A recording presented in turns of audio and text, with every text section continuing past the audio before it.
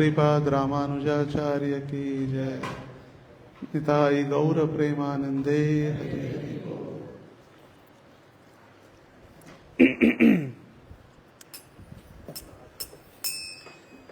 जय राधा माधव कुंज बिहारी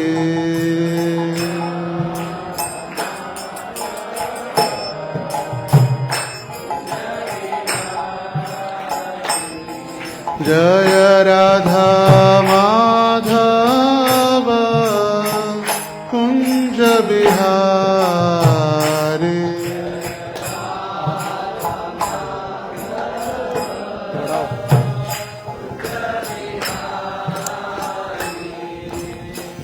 गोपी जन वल्लभ गिरिवरधारी।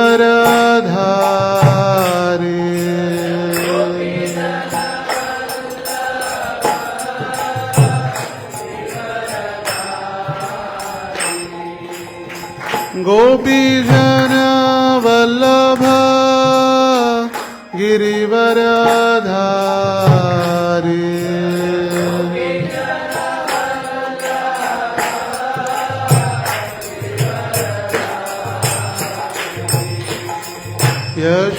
यशोदानंदन व्रज जन रंजन।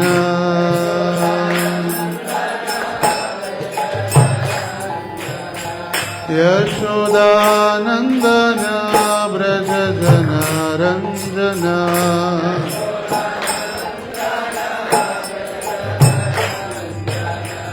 यमुना तीरवनचारी।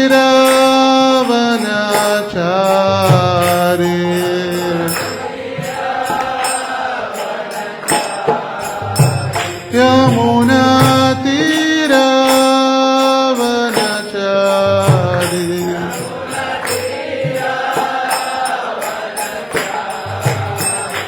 जय राधा माधव जय कुंज बिहारी।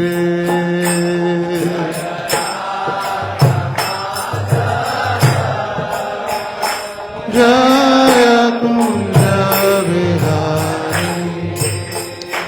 जय राधा माधव जय कुंज बिहारी।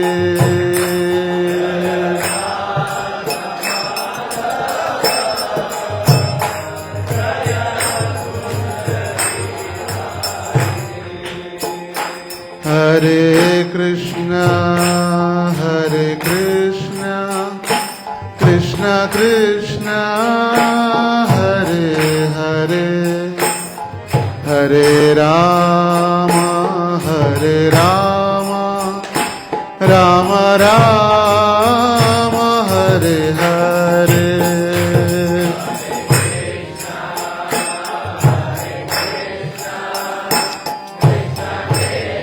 कृष्ण हरे हरे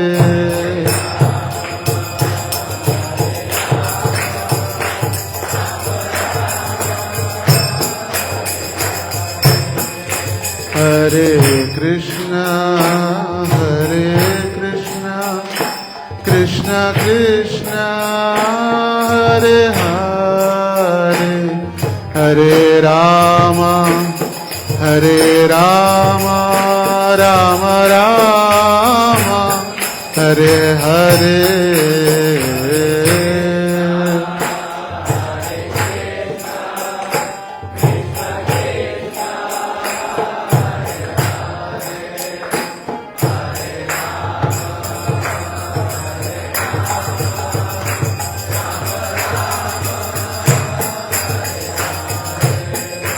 हरे कृष्ण कृष्ण कृष्ण हरे हरे हरे राम राम राम हरे हरे।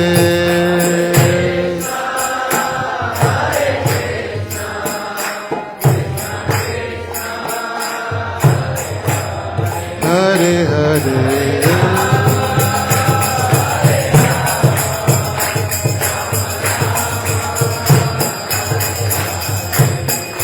हरे कृष्ण कृष्ण कृष्ण हरे हरे हरे राम राम राम हरे हरे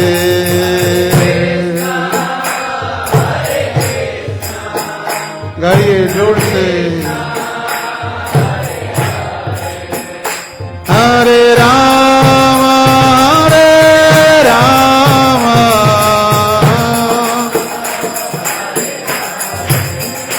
हरे कृष्ण कृष्ण कृष्ण हरे हरे हरे राम राम राम हरे हरे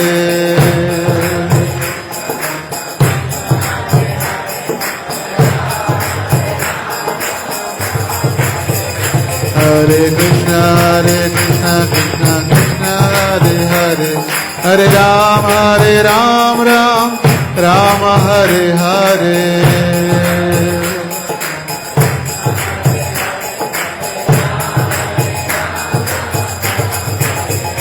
हरे कृष्ण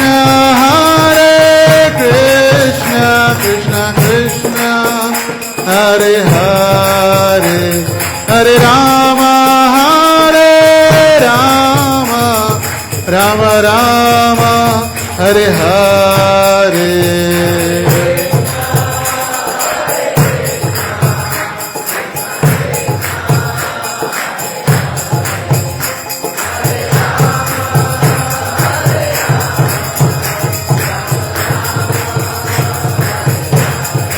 हरे कृष्ण कृष्ण कृष्ण हरे हरे हरे राम राम राम हरे हरे बोलो बोलो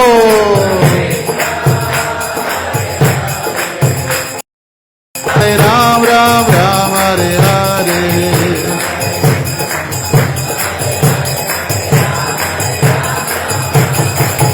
हरे कृष्ण कृष्ण कृष्ण हरे हरे हरे राम राम हरे हरे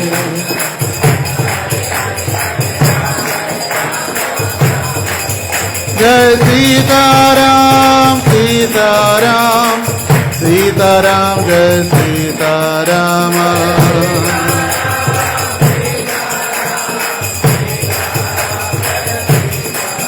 जय कृष्ण बलराम कृष्ण बलराम जय कृष्ण बलराम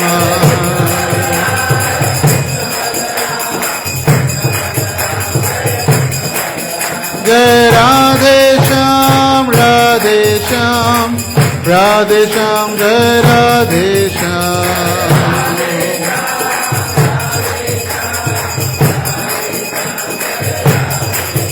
जय लक्ष्मी नारायण जय लक्ष्मी नारायण जय लक्ष्मी नारायण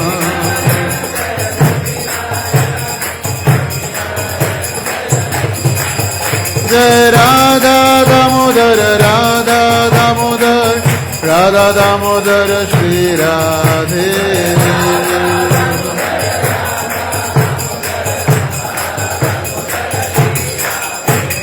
गौरनिताय जय गौरनिताय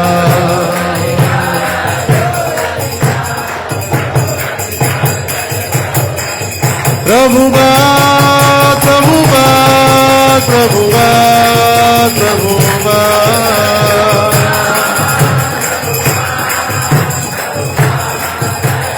जय जय गुरुदेव जय गुरुदेव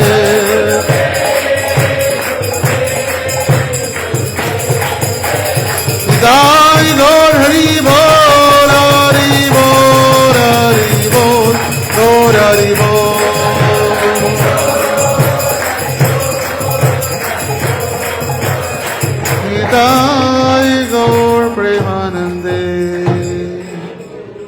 हरिनाम संकीर्तन यज्ञ की जय। श्रील प्रभुपाद की जय। समवेत गौर भक्त वृंद की जय।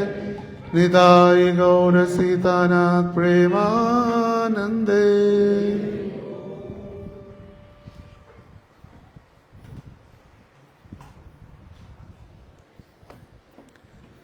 ओम अज्ञानतिमिरान्धस्य ज्ञानाञ्जनशलाकया चक्षुरुन्मीलितं येन तस्मै श्रीगुरवे नमः। श्रीचैतन्यमनोभीष्टं स्थापितं येन भूतले स्वयं रूप कदा मह्यं। श्रीपाद रामानुजाचार्य इनकी जीवनी और उनकी शिक्षाओं के विषय में हम चर्चा कर रहे हैं। और इस वर्ष अस्मद् गुरोर् भगवतोस्य दयेक सिंधो रामानुजस्य चरणौ शरणं प्रपद्ये। यो नित्यमच्युत पदाम्बुज युग्म रुक्मः, जो सदैव अच्युत भगवान श्री कृष्ण या नारायण के चरणों का स्मरण करते हैं। व्यामोहतस्तद्दराणि तृणाय मेने, और अपने आचरण से भक्ति के सिद्धांत वो प्रस्थापित कर रहे हैं। अस्मत् गुरोर भगवतोस्य दयेक सिंधु, ऐसे भगवत भक्त जो दया के सिंधु है और गुरु भी है, ऐसे गुरु जो भगवत भक्त है और दया के सिंधु है। रामानुजस्य चरणौ शरणं प्रपद्ये। रामानुजस्य, ऐसे रामानुज के चरणों मतलब दो चरण, एक चरण चरणों शरणम प्रपद्ये, और ऐसे रामानुज के चरणों में हम प्रणाम कर रहे हैं। तो ऐसे रामानुज जिनके हम 6 दिन से चर्चा कर रहे, फिर भी वो समाप्त होने का नाम ही नहीं ले रहा है। तो इसलिए हमने सोचा आज के इस रविवार के कार्यक्रम में जो भक्तों के बीच भ्रांत धारणा होती है, विशेष रूप से वैष्णवों के जन्म से, उनके जाति से, या एक नीचे या शूद्र परिवार में जन्म लेने के कारण जो वर्गीकरण होता है संसार में, लोग कहते हैं ये धार्मिक लोग या धर्म के द्वारा ये 4 वर्ण और आश्रम बनाए गए। शूद्र समझे गए, ये नीचे वाले हैं, ये ऊपर वाले हैं, ये ब्राह्मण हैं, ये श्रेष्ठ है। ये सारी जो वर्गीकरण किया गया, ये भगवत भक्ति में इसका कोई भी महत्व नहीं है। भगवत भक्ति किसी के धर्म से, किसी के शरीर से, किसी के रंग से, किसी के जाति से, किसी के धर्म से, किसी की अमीरी और गरीबी से कभी भगवत भक्ति का वर्गीकरण या भगवत भक्ति को रोका नहीं जा सकता। भगवत भक्ति इन संसार के सभी तथाकथित द्वंद्वों के परे है। द्वंद्व है, ये काला गोरा, ये भारतीय, ये अमेरिकन, ये यूरोपियन, ये जो वर्गीकरण किया गया है द्वंद्व, ये द्वंद्व के परे भगवत भक्ति है। और ये भगवत भक्ति का सिद्धांत श्रीपाद रामानुजाचार्य अपने आचरण के द्वारा, अपने शिष्यों के संग उन्होंने ये सिद्ध कर दिया है। तो कई सारी ऐसे लीलाएं उनके जीवनी से हम सीख रहे हैं, मगर आज हम 2 महत्वपूर्ण जो उनके जीवनी में उनके शिष्य बने, और शिष्य बनने के बाद जैसे हम पिछले बार भी चर्चा कर रहे थे, गुरुषु नरमति वैष्णवे जाति बुद्धिसु विष्णु शिलायाम बुद्धि नारकी सह। गुरुषु नरमति, आध्यात्मिक गुरु को सर्वसाधारण व्यक्ति समझना या मनुष्य समझना। गुरुषु नरमति, आध्यात्मिक गुरु जो होते हैं उनको सर्वसाधारण मनुष्य समझना। वैष्णवे जाति बुद्धिसु, एक वैष्णव को उनके जाति से उनका वर्गीकरण करना, ये नीचे जाति का वैष्णव, ये उच्च वैष्णव, ये ब्राह्मण परिवार में जन्म लिया हुआ वैष्णव, ये उच्च कोटि का वैष्णव, ये नीच कोटि का वैष्णव। वैष्णवे जाति बुद्धिसु विष्णु शिलायाम, भगवान के अर्चा विग्रहों को एक पत्थर या शिला मतलब पत्थर समझना, विष्णु शिलायाम। बुद्धि नार की सह, ऐसी बुद्धि नरक में लेके जाने वाली है। ध्यान से सुनिए, अभी तो सिर्फ शुरुआत ही, आंखें बंद होने लगी। सीधे बैठिए, सिट प्रॉपरली। प्रभुपाद जैसे कहा करते थे, सिट प्रॉपरली। हम क्या करते, जैसे नींद आते तो हम नींद के आहार में चले जाते। नींद हमें, जब नींद आती तो थोड़े स्ट्रेट बैठे या कुछ हिले या बाजू वाले उनको उठाए, और हम नींद आती आराम से उसमें रिलैक्स हो जाते। देखिए भगवान के मंदिर में आने का कितना फायदा है। बाहर के लोगों को नींद नहीं आती, इसीलिए लोग दवाई खा के सोते हैं। कलयुग का वर्णन किया गया है, एक तो भूख लगने के लिए दवाई, फिर खाने के बाद उसको पचाने के लिए दवाई, फिर पचा हुआ बाहर निकालने के लिए दवाई, नींद आने के लिए दवाई, सब के लिए दवाई खाते रहते हैं। मगर देखिए भगवत कथा या भगवत संग इतना महत्वपूर्ण है कि यहाँ पर आते ही मन भी शांत हो जाता है, बुद्धि भी शांत हो जाती है, और वो व्यक्ति प्राय नींद की अवस्था में चला जाता है। पर हमें इतना दूर आने के बाद सोना नहीं है, तो ध्यान से देखिए, वातावरण इतना शांत, सुंदर पंखे की हवा, तो नींद से बचे। तो मैं कह रहा था कि जो पत्थर, भगवान के विग्रहों को पत्थर या पाषाण समझना, गुरु को सर्वसाधारण मनुष्य, वैष्णव के उनके जाति बुद्धि से, और विष्णु की शिला, ये बुद्धि नार की सह बुद्धि, ये हमें नरक में लेके जाने वाली है। तो कई सारे बार, अनगिनत बार हम सुनते हैं, बार बार बार बार, फिर भी हमें लगता है कि भगवान एक पत्थर ही है, या विष्णु, या जो विष्णु के विग्रह है ये पत्थर से या मार्बल से या काष्ठ से या मेटल से बने हुए हैं, धातु से। क्यों?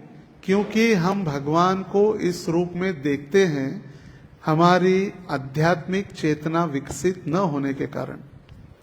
जब हमारी आध्यात्मिक चेतना विकसित होगी, हम कृष्ण भावना में स्थिर होंगे, तब जाके वे पत्थर के विग्रह भी हमारे साथ बोलने लगेंगे, बात करने लगेंगे। उतना प्रेम से यदि हम सेवा करेंगे तो। मूर्ति नाही तुम्ही साक्षात ब्रजेंद्र नंदन, आप मूर्ति नहीं, आप कौन है? साक्षात ब्रजेंद्र नंदन है। तो इसी प्रकार हमारी भावनाओं के ऊपर निर्भर करता है कि हमारी भक्ति आगे कैसे बढ़ती है। जैसे आज इस श्लोक के ऊपर भी हम चर्चा करेंगे, उपदेशामृत के ग्रंथ का ये 6वां श्लोक है। उपदेशामृत ग्रंथ के शुरुआत में ही इसकी जो प्रस्तावना है, प्रीफेस, वहां पर श्रील प्रभुपाद जी लिखते हैं, कृष्ण भावनामृत में साधक की प्रगति उसके मनोवृत्ति पर निर्भर करती है।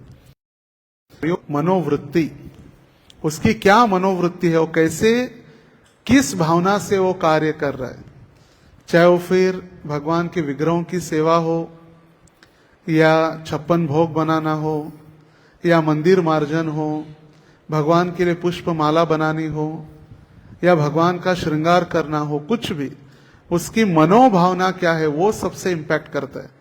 देखिए हम सभी वही खा रहे जो भगवत सारे भक्त खा रहे, बिना प्याज लहसुन से जो भी बनता है प्रसाद, हम वही खा रहे। हम वही मंत्र का जप कर रहे जो सारे संसार में महामंत्र का जप हो रहा है। हम वही आध्यात्मिक गुरु के पास जा रहे जिनके पास सारे उनके शिष्य बैठकर उनके चरणों में सुनते हैं।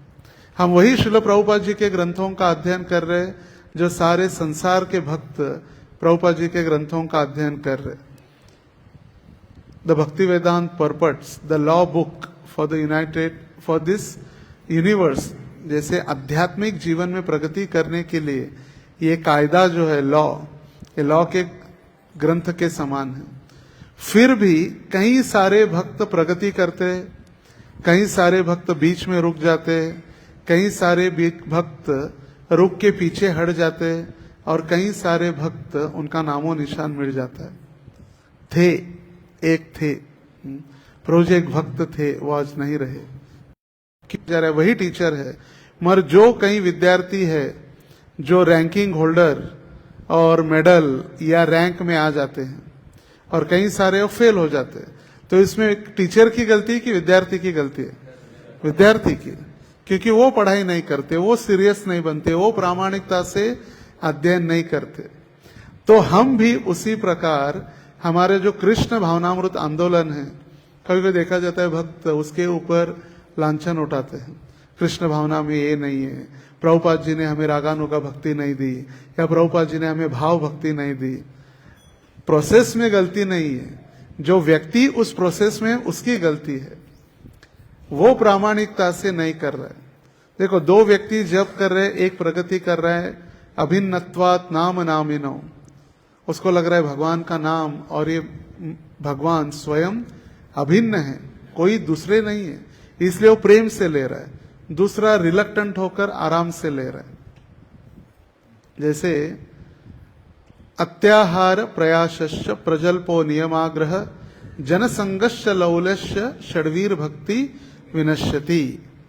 दूसरे श्लोक में उपदेशामृत के वर्णन किए रूप गोस्वामी। नियम अग्रह, नियम आग्रह, ये दोनों धोखादायक है। नियम अग्रह मतलब इतने नियम के प्रति रिलक्टेंट होना कि आराम से, कभी कभी 3, कभी कभी 3.5 नियम भी पालन हो सकते हैं। कभी कभी क्या होता है, भोग नहीं लगाएंगे खाएंगे तो क्या फर्क पड़ना है। वैसे तो हर रोज भोग लगा कर ही खाते, एक दिन मिल गया खा लिया, एक दिन बाहर का कुछ भी खा लिया। कभी 3, कभी 3.5 नियम। और एक है नियम आग्रह, इतना नियम को कठोरता से पालन करना कि हम क्यों नियम पालन करें वही भूल जाना। जैसे प्राय एक भक्त हमारे बाजू में बैठकर जप कर रहा है और प्रातः काल उसके सीने में दर्द हो रहा है, पता नहीं हार्ट अटैक का भी संभावना हो सकती है। वो चिल्ला रहे जोर जोर से, पानी पानी, वो अनकंफर्टेबल फील कर रहा है, और हम कह रहे तुम माया में हो, जप करो ध्यान पूर्वक, हरे कृष्ण हरे कृष्ण। तो हम क्यों जप कर रहे यही भूल जाना। नियम आग्रह, नियम अग्रह, नियम आग्रह, ये दोनों भी भक्ति में हमें नीचे डाल देते हैं। षड्वीर भक्ति विनश्यति, विनाश हो जाता है भक्ति का। इसलिए कई बार देखा जाता है इतने नियम के कठोरता से पालन करते, कर्म कांड जैसे, अरे ये नहीं करेंगे तो क्या होगा।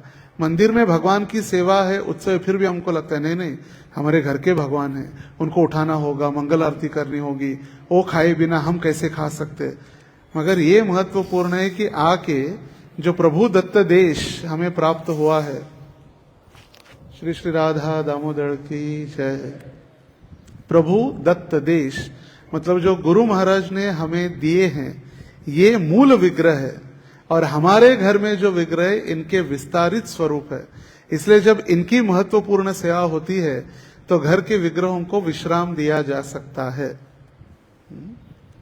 हमारे एक भक्त कह रहे थे, प्रभु जी हम घर, गुरु महाराज हम घर में सब करते, मंगल आरती करते, फिर जब मंगल आरती, फिर नरसिंह आरती, तुलसी आरती, नाम अपराध, फिर महाअभिषेक, फिर श्रृंगार। महाराज बोले जब कब करते, फिर ये सब करते बैठते, फिर जब कहाँ कब करते। मॉर्निंग प्रोग्राम जब के लिए दिया गया। विग्रह सेवा ये द्वापर युग का युग धर्म है। द्वापरे परिचर्यायाम कलौ तद हरि कीर्तनात्, हरि कीर्तन और नाम जप इंपॉर्टेंट है। इसलिए गृहस्थों को सलाह दी जाती है कि एकादशी से एकादशी महाअभिषेक करे, विग्रहों का श्रृंगार करे, हर रोज दीप मंगल आरती गा के फिर जप करना प्रारंभ करे। ऐसे नहीं कि 2-2 3-3 घंटा वही कर रहे और फिर जब रात में सोते हुए कर रहे, टीवी देखते देखते।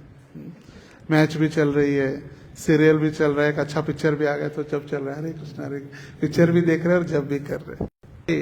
ये शुद्ध भक्ति भगवान की है, जो सारे तथाकथित नियमों के परे है। हमको लगता है कभी कभी ये गलत हो सकता है, मगर वो गलत होकर भी शुद्ध भक्ति होने के कारण हम कभी भी अनुकरण नहीं करना चाहिए। नहीं तो आचार्यों ने किया इसलिए हम भी कर रहे, नहीं। हरिदास ठाकुर ने 192 जप किया तो हम भी 192 करेंगे। 2 दिन करेंगे, तीसरे दिन दिखेंगे भी नहीं, तीसरे दिन फिर सीधा हॉस्पिटल में दिखेंगे, क्या हो गया, सलाइन लगा, बहुत भक्ति कर ली तो बीमार हो गए। तो अनुकरण अनुसरण, हमें अनुसरण करना चाहिए, कॉपी नहीं करना चाहिए। कॉपी द सक्सेस, इसका अर्थ है जो उन्होंने किया है उनके पद चिन्हों पर चल के हम प्रयास करें वो कार्य करने के लिए।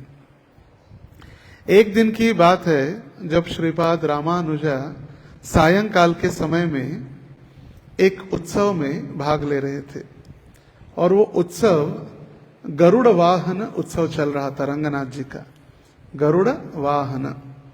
और गरुड़ वाहन बहुत प्रसिद्ध है, ब्रह्मोत्सव में गरुड़ वाहन एक बहुत प्रसिद्ध उत्सव होता है, क्योंकि गरुड़ भगवान के सारथी है, बाकी के तो है पालकी और सिंह वाहन, गज वाहन, मगर विष्णु के सारथी है गरुड़।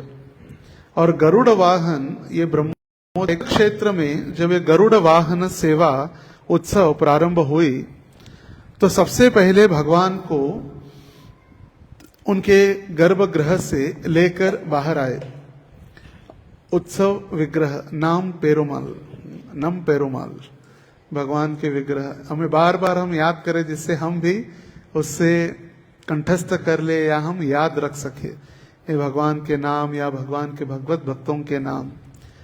कठिन लगते हैं तमिल नाम होने के कारण, फिर भी हमें यदि प्रयास करेंगे तो निश्चित होगा। जैसे कई सारे गाने वगैरह तुरंत सुनते ही हमें बैठ होता है, क्यों? क्योंकि वहां इच्छा होती है, और जहां इच्छा है वहां तुरंत मार्ग निकलता है। Where there is a will there is a way, आवड़ तित सवड़, समय भी निकलता है। सब कुछ करके हम उसके लिए समय निकालते जो हमें अच्छा लगता है। तो नाम पेरुमाल गरुड़ वाहन के उत्सव में भाग लेने हेतु तो बाहर आए। सबसे पहले जब उनको बाहर लेकर आए तो वाद्यों के साथ, ड्रम बड़े बड़े ढोल नगारे के साथ वाद्य करते हुए उनका स्वागत मंदिर के बाहर हुआ। और गरुड़ के ऊपर बैठने के बाद सारे ब्राह्मण वेदों के मंत्रों का उच्चारण करने लगे। हम देखते बालाजी मंदिर में भी सारे भक्त, उनके जो पुजारी है विशेष रूप से वैष्णव पोशाक और रामानुज संप्रदाय का तिलक, जो बड़ा तिलक होता है वैष्णव तिलक, वो तिलक धारण करके वेदोक्त मंत्रों का उच्चारण करने लगे। और ऐसे मानो प्रतीत हो रहा था कि सारा वैकुंठ जमीन के ऊपर प्रकट हो गया है, क्योंकि स्वयं भगवान बीच में और सारे ब्राह्मण उनका वेदोक्त मंत्रोच्चारण के साथ। जो ब्राह्मण दीक्षित भक्त हैं उनको प्रयास करना चाहिए सारे मंत्रों का उच्चारण करे लय और तालबद्ध के साथ, तभी उसकी जो शुद्धता, उसकी शक्ति बढ़ने में प्रयास होती है। हम गाते तो है मगर वो गाते हुए भी एक लयबद्ध सुर हमारा स्पष्ट हो, उच्चारण स्पष्ट हो और लयबद्ध के साथ गाए। सहस्त्र शीर्षा पुरुषः सहस्त्राक्षा सहस्त्रपात स भूमिं विश्वतो वृत्वा अत्यतिष्ठः दशांगुलम। जो पुरुष सूक्त गाते उसका पहला श्लोक है। हम गाते सहस्त्र शीर्षा पुरुषः सहस्त्राक्षा सहस्त्रपात, नहीं, उसमें अंकित किया गया है चिन्ह। वो चिन्ह ऊपरी स्वर, निचला स्वर और हाथों के और गर्दन के वाणी के साथ, जब गर्दन भी ऊपर नीचे होते तो उसका उच्चारण भी ऊपर नीचे होता है वेदोक्त मंत्रों के साथ। तो पूरा ब्राह्मण ऐसे शास्त्रोक्त वेद उक्त, वेदोक्त मतलब वेदों से, उक्त मतलब वेदों के द्वारा प्रदत्त, इन सभी मंत्रों का उच्चारण हो रहा था। सबसे पहले एक बैनर, शोभा यात्रा का सबसे एक तेजस्वी एक बैनर सबसे पहले था। उसके बाद बांबू की 2 बड़ी बड़ी बांबू की लकड़ियां, हम ध्यान दे आंखें बंद किए बिना हम दर्शन कर सकते, आंखें बंद कर दिए तो फिर हम सो जाएंगे। तो इमेजिन कर सकते हैं निताई चंद्र प्रभु, आंखें खोलकर हमें चिंतन करना है।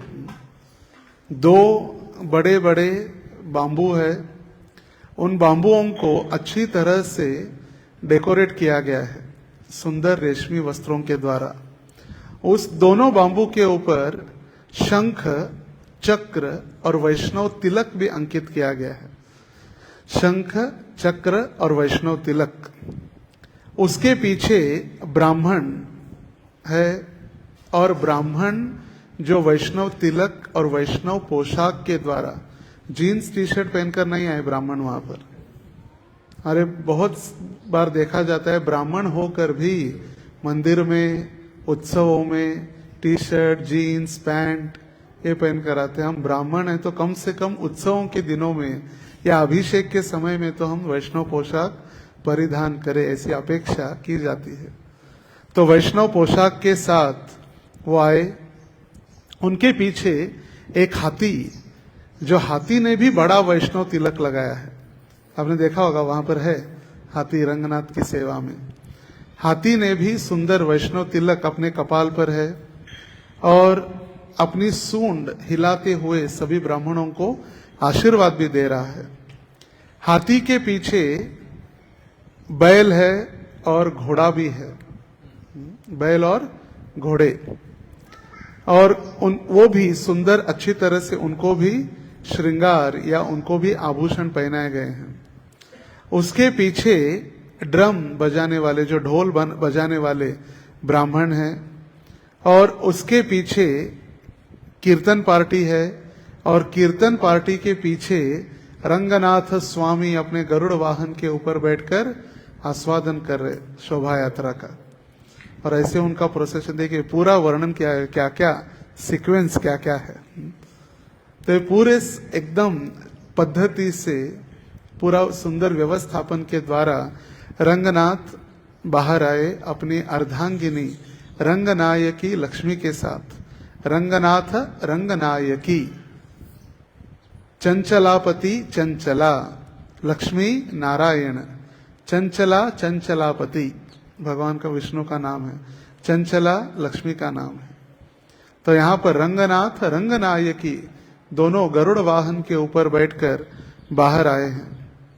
इतना सुंदर दृश्य वैकुंठ की भांति, और चार पुजारी भगवान को सफेद शुभ्र चामर के साथ उनको चामर सेवा कर रहे, जिससे उनके पुष्पों के ऊपर आए हुए मक्खी है या मधुमक्खी है वो उनको भगवान को डिस्टर्ब न करे, चामर सेवा। और कई सारे ब्राह्मण भगवान की स्तुतियां भी गा रहे, जैसे हम चर्चा कर रहे थे पांडाल पांडाल जो स्तुतियां होती है तमिल भाषा में, तो स्तुति का भी वर्णन किया जा रहा है। और मानो प्राय अलग अलग एक एक वैकुंठ के द्वार से भगवान अभी बाहर आ रहे दर्शन देने के लिए। 7 द्वारों से बाहर शोभा यात्रा में गरुड़ वाहन सेवा। उस समय सारा जो वातावरण, रंग क्षेत्र का वातावरण पूरा वैकुंठ की भांति पूरा वैकुंठ में बदल गया था। और जैसे जैसे भगवान आगे आते तो एक एक गोपुरम के नीचे भगवान थोड़ा थोड़ा विश्राम करते।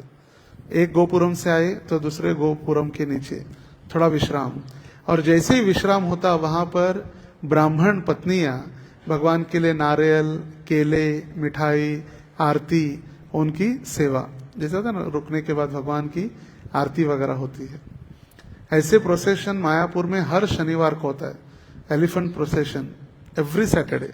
शाम को 5 बजे राधा माधव बाहर आते, निताई गौर सुंदर बैलगाड़ी में उनका जो रथ है पदयात्रा, फिर उसके पीछे ब्राह्मण, ढोल, नगारे, मशाल, चामर, हाथी के ऊपर बैठकर राधा माधव के विग्रहों को रखा जाता है, एकदम एलिफेंट प्रोसेशन।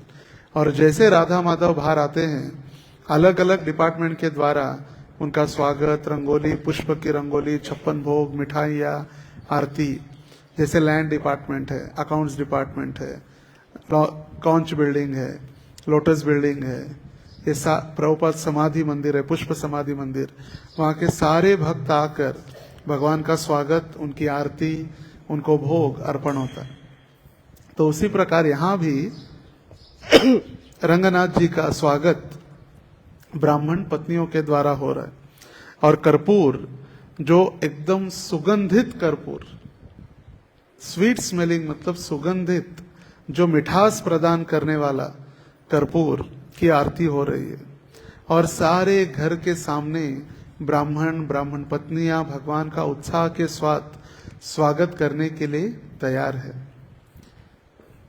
साधु संत एती घरा तोची दिवाली दशहरा, ऐसे तुकाराम महाराज कहे। आजकल की परिस्थिति अलग है। साधु संत एती घरा दारे खिड़कियां बंद करा, क्योंकि आएंगे तो कुछ मांगेंगे, भिक्षा मांगेंगे डोनेशन में, उससे अच्छा दरवाजा बंद करो। और यहाँ पर भगवान के स्वागत के लिए सारा, हर एक गली, हर एक रास्ता, हर एक स्वागत, पूरा स्वागत कक्ष के सामने हर एक व्यक्ति स्वागत के लिए खड़े थे। ब्राह्मण ब्राह्मण पत्नियां, उनके बच्चे सभी, और अलग अलग फल फूल, भगवान के लिए पान होता है ना, भगवान के लिए पान भी अर्पण किया जाता है। पान, कमल के पत्ते, कमल के पुष्प भगवान को अर्पण किया जा रहा है। और सारे पुजारी वो सब भगवान को अर्पण करके महाप्रसाद के रूप में उनको सभी को दिया जा रहा है, अर्पण करके। कामापूर्ति मामा ताकापूर्ति आजी भाई, जैसे महाराज भी रथ के ऊपर बैठ के प्रसाद या केले संतरे प्रसाद बांटते हैं, तो सब बच्चे कहते ओ मामा प्रसाद दिया कि प्रसाद दिया कि, तो महाराज कहते सिर्फ प्रसाद के लिए हो, मैं मामा बना देते, बस प्रसाद हो गया तो कामापूर्ति मामा हो गया। तो यहाँ पर भी प्रसाद वितरण हो रहा है बहुत बड़ी मात्रा में, और भगवान को अर्पण किया जा रहा है। सभी जो भी भगवान को पुष्प, फल, अलंकार, वस्त्र अर्पण किए गए, भगवान रंगनाथ के विग्रहों को, भगवान का जो मुकुट है, मुकुट को स्पर्श करके महाप्रसाद वितरण किया जा रहा है। कितना सुंदर वर्णन। हम अपेक्षा है कि हम सभी इसका चिंतन करें। एक ऐसा प्रोसेशन हो रहा होगा, उत्तर रास्ता दक्षिण रास्ता, उधर लिखा है उत्तर रास्ता दक्षिण रास्ता। तमिल में क्या बोलते पता नहीं, मगर वहां पर लिखा तो है कि अलग अलग उत्तर रास्ता। जैसे उड़ीसा में बड़ा दंड कहते, बड़ा दंड मतलब जो बड़ा रास्ता है जगन्नाथ की रथ यात्रा वाला। तो इतना सुंदर वातावरण की अनुभूति हो रही है। वहां पर रामानुजन ने एक अलग दृश्य देखा। सारा संसार रंगनाथ रंगनायकी के पीछे, उनका दर्शन करने, उनका स्वागत करने, उनको पुष्पमाला अर्पण करने। और यहाँ पर रामानुजन ने देखा एक व्यक्ति जो अच्छा हट्टा खट्टा है, एक स्त्री के पीछे छाता लेकर घूम रहा है। सारा संसार का एक चल रहा है और यहाँ इनका एक अलग लीला चल रही है। तो ये छाता लेकर अपने हाथ में, एक हाथ में छाता और एक हाथ में पंखा, उस स्त्री को हवा देने के लिए। तो सभी ये देखकर आश्चर्यचकित, सारे रंगनाथ स्वामी स्वयं रंगनाथ रंगनायकी यहाँ पर है। सारा विश्व, सारा रंग क्षेत्र भगवान के स्वागत में, उनके आनंद उत्सव में पागल है। और ये पागल एक स्त्री के पीछे पंखा हिला रहा, छाता लेके जा रहा है। ऐसे प्रभुपाद कहा करते थे, हु इज क्रेजी। भौतिकवादी लोगों को लगता है कि हरे कृष्णा वाले पागल है, काम धंधा नहीं, कुछ नहीं, हरे कृष्णा करते रहते हैं। हरे कृष्णा वालों को लगता है कि भौतिक संसार वाले लोग पागल है, भक्ति छोड़कर काम धंधे में लगे। Who is crazy. तो यहाँ पर वो पागल जो हट्टा खट्टा एकदम सुंदर एक स्त्री के पीछे, वो एकदम प्रेम से, अफेक्शन, उसका ध्यान, इतना ध्यान पूर्वक वो स्त्री की सेवा कर रहा है कि सारा संसार उसके ऊपर हंस रहा है, उसका जोक बना रहे, उसके ऊपर टीका टिप्पणी हो रही, उसको कोई चिंता नहीं। कामातुराणाम न भयम न लज्जा, कोई भय ना कोई लाज। देखिए सारा एक गांव पूरा एक उत्सव में, और एक व्यक्ति उसी प्रोसेशन में लड़की के पीछे, उसका अलग प्रोसेशन चल रहा है, शोभा यात्रा। तो ये सारे लोग हंस रहे, उनके ऊपर टीकाएं हो रही है, टिप्पणी हो रही है।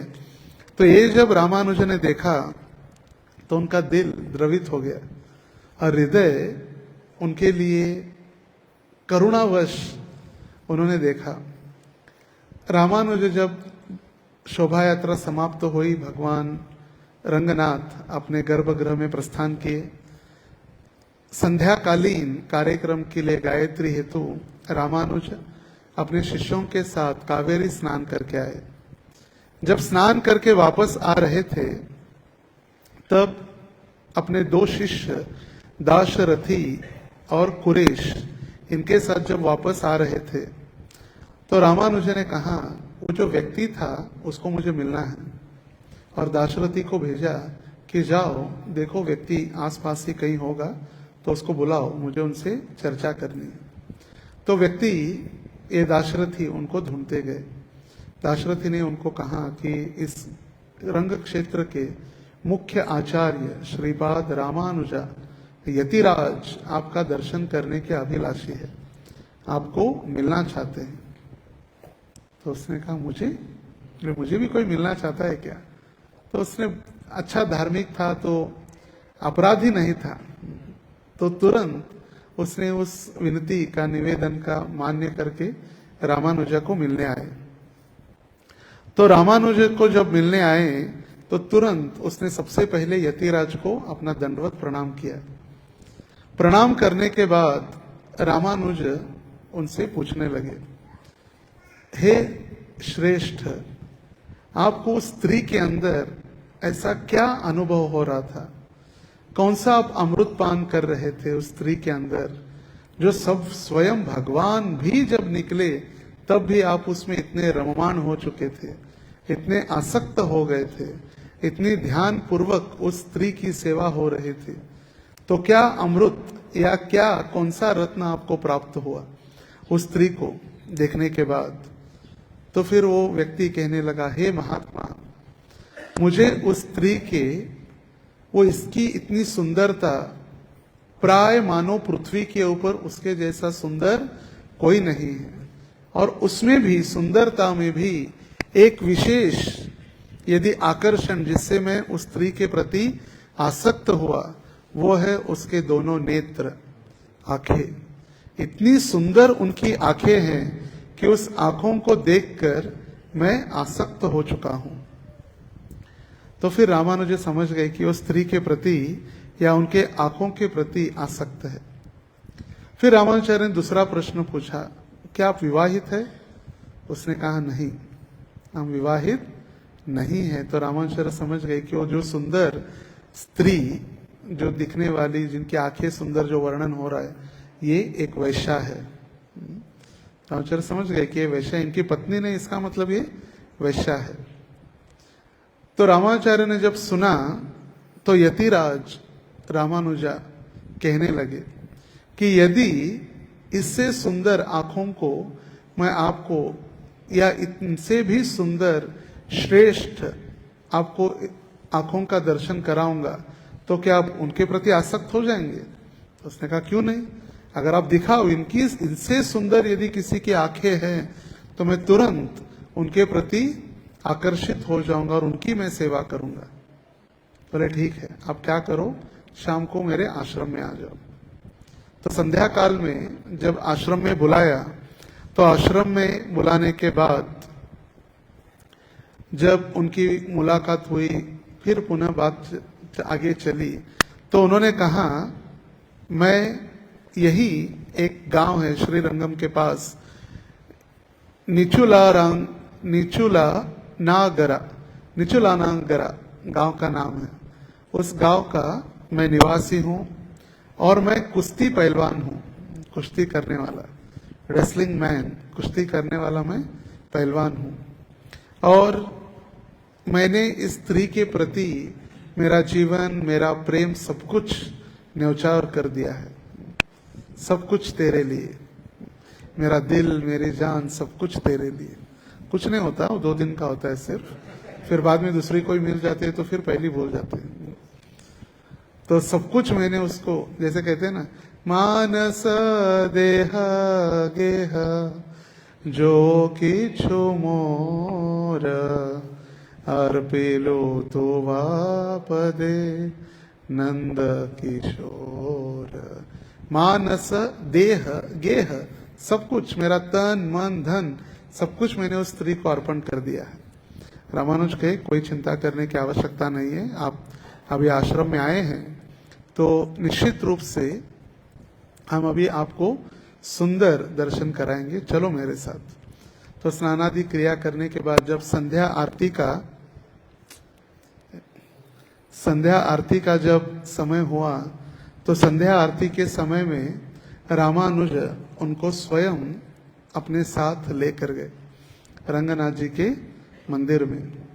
और जब रंगनाथ मंदिर में एक विशेषता है कि वहां पर ये इलेक्ट्रिक लाइट नहीं चलते, वहां पर सिर्फ दीप है, इसलिए थोड़ा बहुत अंधेरा तो रहता है। भगवान का हम ध्यान से दर्शन करेंगे तो भगवान के चरण, भगवान का नाभि, भगवान के नाभि से निकला हुआ कमल पुष्प, उसमें ब्रह्मा जी, भगवान का वक्ष, भगवान का मुखारविंद, मुखारविंद के ऊपर बड़े विशाल अनंत शेष सभी दर्शन कर सकते हैं यदि हम ध्यान से करेंगे तो। नहीं तो फिर भगवान के पास जाकर आंखें बंद करेंगे तो कुछ नहीं दिखेगा। तो फिर जब दीप आरती होने लगी, कर्पूर दीप, और जब दीप चरणों से भगवान की नाभि और भगवान के मुखारविंद में अर्पण किया जाता है, तो जब मुखारविंद के पास गया तो रामाचार्य ने ब्राह्मण को कहा रुक जाओ, और फिर इनको उस समय उस व्यक्ति को कहा जिसका नाम था धनुर्दास को कहा अभी करो दर्शन, इनके नेत्रों का दर्शन करो।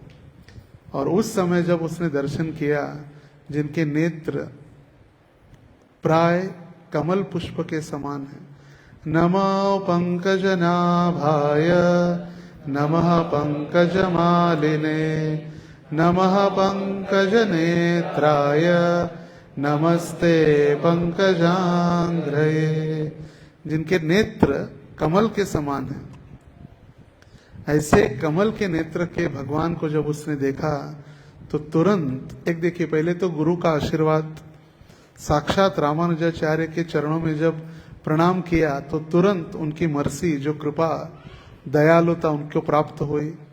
स्वयं गुरु उनको लेकर भगवान के पास मिलाए, इससे बढ़कर और क्या चाहिए। अनंत शेष लक्ष्मण स्वयं उनको लेकर गए रंगनाथ को मिलवाने के लिए, और जब दर्शन किया उनके आंखों से अश्रु प्रवाहित होने लगा। अरे मेरा जीवन धिक्कार है, मैंने ऐसे सुंदर, इतने सुंदर नेत्र कभी भी इस संसार में दर्शन नहीं किए। रोमांच कंपा श्रुतरंग भाजो, रोमांच कंपित होने लगे, अश्रु प्रवाहित होने लगे, और वो तुरंत रामानुजाचार्य के चरणों में प्रार्थना करने लगे। और तुरंत रामानुजाचार्य के चरणों में वो गिरकर दंडवत प्रणाम किए, और दंडवत प्रणाम करके वो प्रार्थना करने लगे, मेरा जीवन ऐसे ही एक कामुक स्त्री के प्रति, एक वेश्या के प्रति मेरा जीवन व्यतीत हो गया। हे गुरुदेव, आपके कारण मैंने आज भगवान का दर्शन किया। अभी मेरे जितने भी संचित पाप कर्म हैं उसको मुक्त कराने के लिए आप मुझे चरणों का आश्रय दीजिए। और फिर रामानुजाचार्य ने कहा कि आपका जो जीवन व्यतीत हुआ, मगर आपको अभी रंगनाथ की कृपा प्राप्त हो चुकी है। जो काम वासना प्रदत्त जीवन अभी भगवान की, रंगनाथ की आंखें देखने के बाद वो समय अभी नष्ट हो चुका है। अभी भक्ति अभी पूरित प्रारंभ हो जाएगी। तो कहा जाता है कि जिनके भी हृदय में काम वासना अगर हमें तकलीफ दे रही है, सभी को देती है, क्वचित ही होगा जो शुद्ध भक्त जिसको काम कष्ट नहीं देता होगा, तो उनको भगवान के नेत्रों का हमें चिंतन करना चाहिए। भगवान के नेत्रों के ऊपर हमें एक कटाक्ष, भगवान के नेत्र, उनके ऊपर चिंतन, उनकी प्रार्थना, भगवान के नेत्रों का दर्शन। जब भगवान के नेत्रों का दर्शन होगा तभी जाकर हम भौतिक संसार के नेत्रों का या भौतिक संसार के काम वासनों से मुक्त हो सकते हैं। जब गुरु महाराज ने पहली बार राधा दामोदर का दर्शन किया स्थापना के पहले, तो गुरु महाराज कहे भगवान विशालाक्षी है, विशालाक्षी। विशाल मतलब भगवान की आंखें कितनी बड़ी है, विशालाक्षी। जबरदस्ती नहीं किया है किसी ने मेकअप करके आंखों को यहाँ तक काजल वगैरह लगा के या हेयर लाइनर लगा के, नहीं, उनकी स्वाभाविक ऐसी आंखें हैं। और हमने जब विग्रह को बनाने के लिए बताए, किसी को हमने बताया भी नहीं था कि इनका नाम दामोदर होगा या हम दामोदर की प्रतिष्ठा करेंगे, नहीं। मगर जब बनकर आए तभी देखा, जब भगवान की आंखों का दर्शन किया तब मैंने भी ऑब्जर्व किया भगवान के गले के ऊपर त्रिरेखांत कंठ, जो सत्यव्रत मुनि गाते हैं दामोदर अष्टकम में, रेखांत कंठ, 3 कंठ के ऊपर जो रेखा ये भी है। तो स्वयं भगवान को कुछ बाहरी मेकअप से कभी सुशोभित नहीं किया जा सकता। वो स्वयं ही इतने तेजस्वी, इतने आकर्षित करते हैं सभी को, इसलिए उनका नाम है कृष्ण। सकर्षति इति कृष्ण, सभी को आकर्षित करने वाले। और हमारा दुर्भाग्य कि हम संसारिक लोगों के प्रति या संसारिक व्यक्तियों के प्रति आसक्त हो जाते हैं या उनके प्रति आकर्षित हो जाते हैं। तो जब ऐसी बातें सुनी और वो कहने लगे धनुर्दास, इतना बड़ा सूर्य यहाँ पर है रंगनाथ, और मैं एक जो वटवागुड़, हिंदी में क्या कहते हैं वटवागुड़ को, चमकादड़, चमकादड़ होता है ना, चमकादड़ रात्रि में जगता है और दिन में सो जाता है। वो कहने लगे मैं भी एक चमकादड़ के समान इतने बड़े सूर्य के तेजस्वी थे, और मैंने मेरी आंखें बंद करके एक वेश्या के प्रति मैं आसक्त हो चुका था।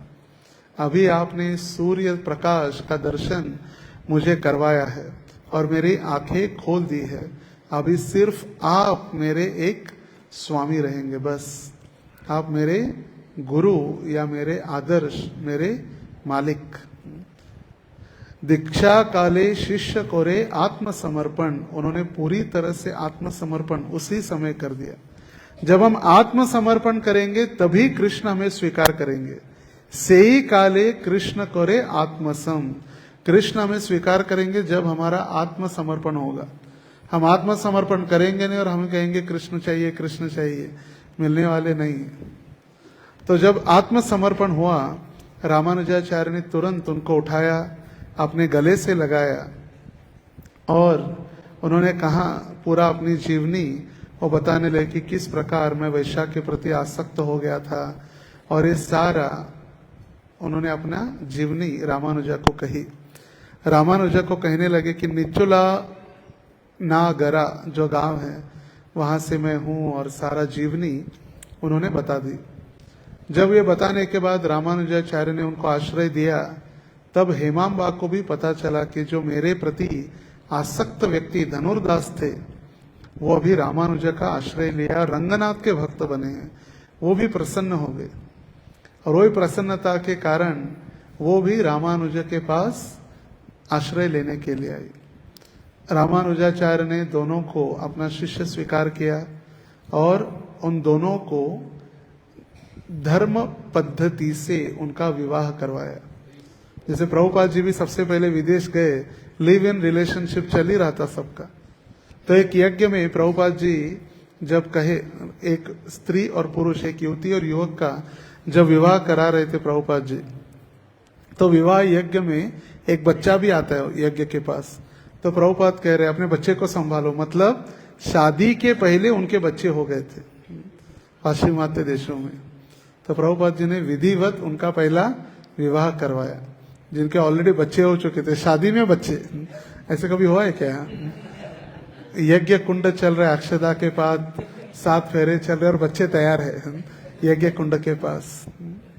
तो प्रभुपाद जी ने स्वीकार कर लिया क्योंकि परिस्थिति ऐसी थी वहां पर।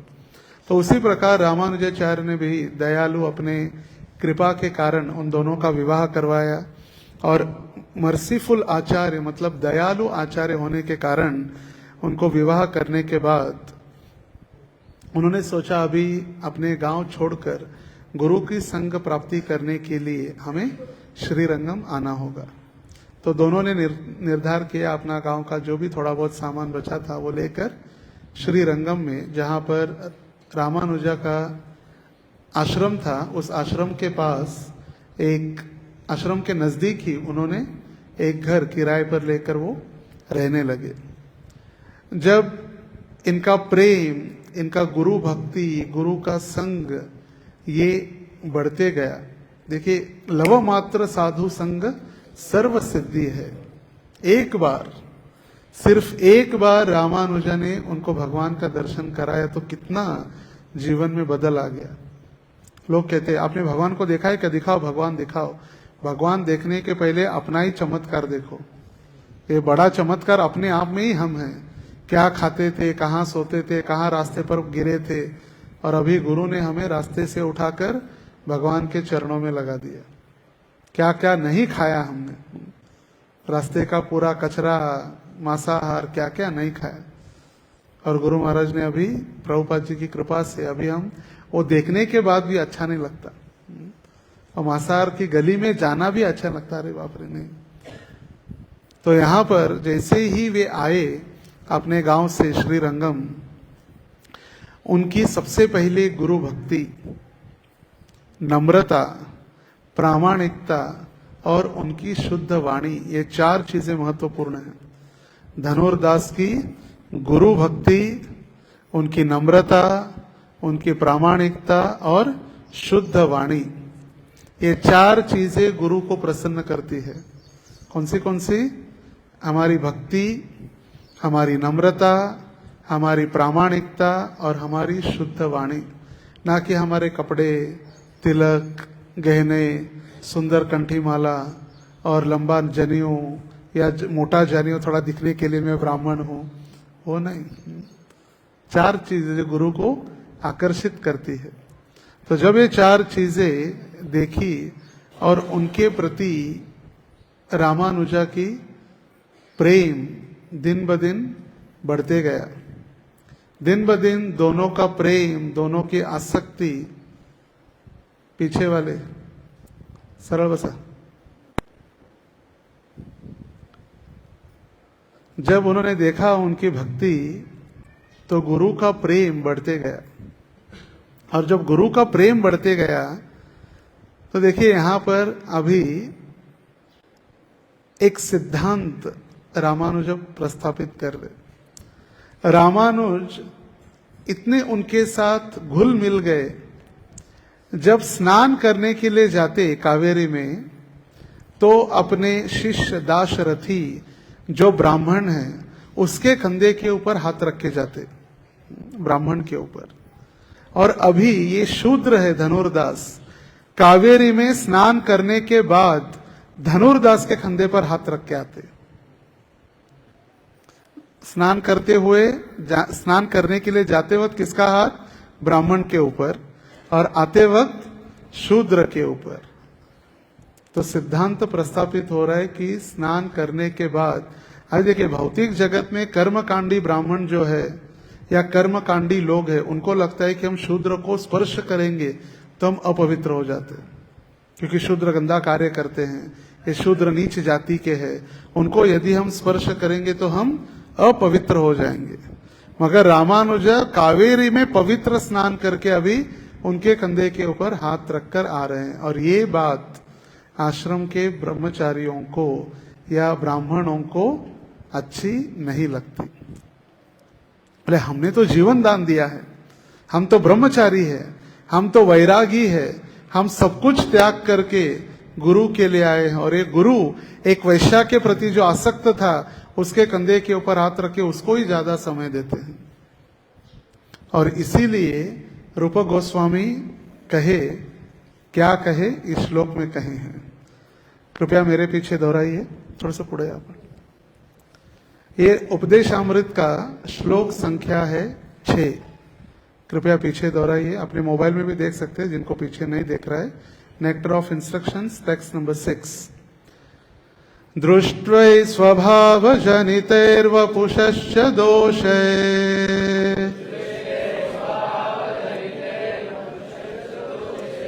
न प्राकृतत्वमिह भक्तजनस्य पश्येत् गंगाम्भसा न खलु बुद्बुदफेन पंकैः ब्रह्मद्रवत्वमम गच्छति नीरधर्मे।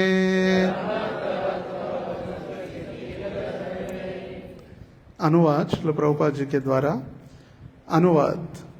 अपनी मूल कृष्ण भावना भावित स्थिति में रहते हुए शुद्ध भक्त अपने आप को शरीर नहीं मानता है। ऐसे भक्त को भौतिकतावादी दृष्टिकोण से नहीं देखा जाना चाहिए। निस्संदेह भक्त के निम्न कुल में उत्पन्न होने, उसके कुरूप चेहरे, विकृत शरीर या रोगी अथवा अशक्त शरीर की परवाह नहीं करनी चाहिए। साधारण दृष्टि से ऐसे दोष शुद्ध भक्त के शरीर में प्रकट दिख सकते हैं, लेकिन इन सब दिखने वाले दोषों के बावजूद शुद्ध भक्त का शरीर कभी दूषित नहीं हो सकता। उदाहरण दे रहे प्रभुपाद, यह ठीक गंगा जल के समान है जो कभी कभी बारिश के सीजन में बुदबुदे, फेन तथा कीचड़ से पूरित हो जाता है, किंतु कभी दूषित नहीं होता। अतएव जो लोग आध्यात्मिक ज्ञान में उन्नत है, वे जल की अवस्था का विचार किए बिना गंगा में स्नान करते हैं। स्पष्ट हो गया? वही है श्री संप्रदाय और ब्रह्म मध्व संप्रदाय, कोई अलग नहीं है। वहां पर जो सिद्धांत प्रस्तापित हो रहे वही हमारे आचार्य भी हमें सिखा रहे हैं। क्या क्या बता रहे? सबसे पहले भक्त के निम्न कुल में उत्पन्न होने, मतलब उनका निम्न जाति में जन्म, उसका कुरूप चेहरा वो सुंदर नहीं दिख रहा है। विकृत शरीर मतलब उसका शरीर ठीक नहीं है, उसको रोग है या अशक्त है, इसका मतलब नहीं है कि वो शुद्ध नहीं है। सिर्फ सुंदर दिखने वाला, सुंदर कपड़े पहनने वाला, सुंदर गाने वाला, सुंदर एकदम चिकना ही होना चाहिए, ऐसे नहीं है। भौतिक चिकना चिकना होना चाहिए, चिकना। ये किचना या चिकना कुछ काम का नहीं है, कीचड़ ही बनने वाला है बाद में। मगर शुद्ध भक्त की ये शारीरिक दर्शन को देखकर हम उनको गिन नहीं सकते या उनको समझ नहीं पाते। वैष्णवेर क्रिया मुद्रा विज्ञेह न बुझाए। और इसलिए प्रभुपाद समझा रहे कि एक व्यक्ति जो बुद्धिमान है, आध्यात्मिक जीवन का जिसको ज्ञान है, वो कभी भी गंगा नदी में स्नान करने के लिए हिचकिचाता नहीं है। अरे कीचड़ है, गंदगी है, मैं कैसे स्नान करूं, मुझे गंदा लग जाएगा, मेरे शरीर में खुजली हो जाएगी। ये मूर्खता है। गंगा नदी में स्नान करने के लिए कभी भी हमें सोचना नहीं चाहिए। गंगा नदी में सबसे ज्यादा ऑक्सीजन है, सबसे ज्यादा।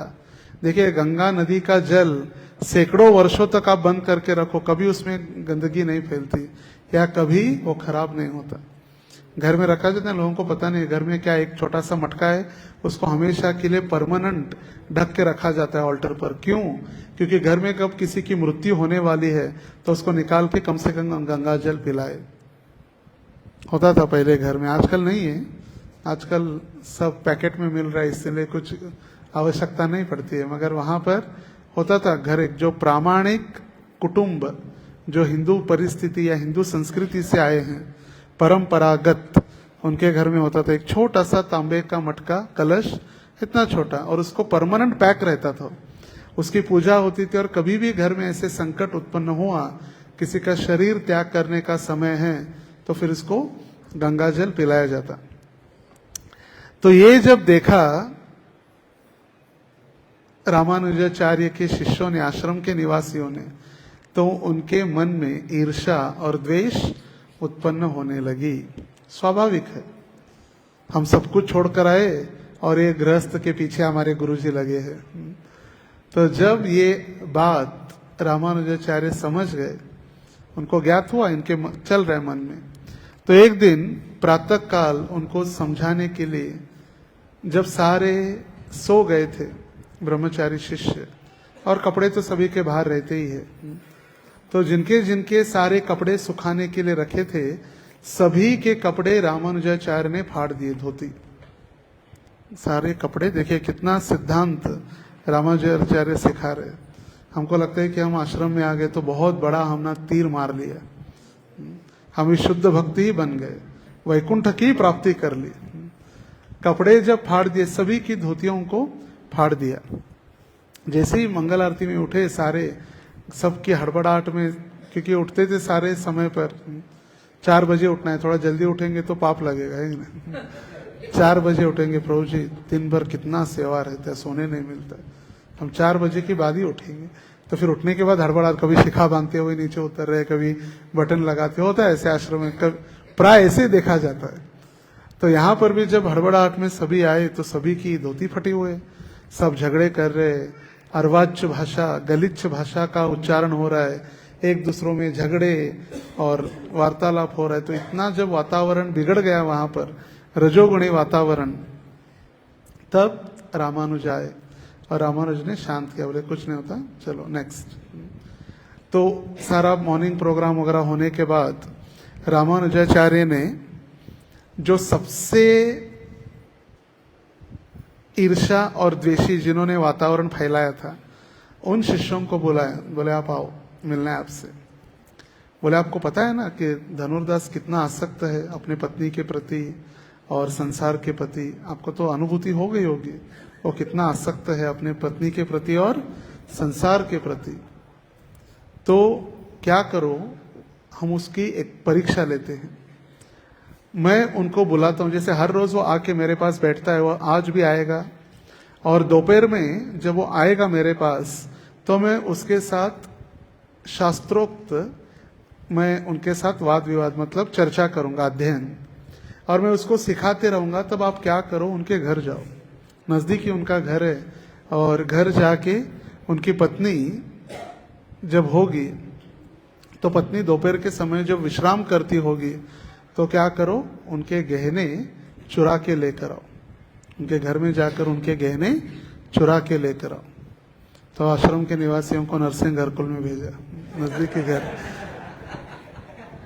तो उस समय रामानुजाचार्य ने जैसे योजना बनाई थी, धनुर्दास आए, चर्चा करने लगे, और ये जो 2-4 शिष्य थे उनको भेजा गया।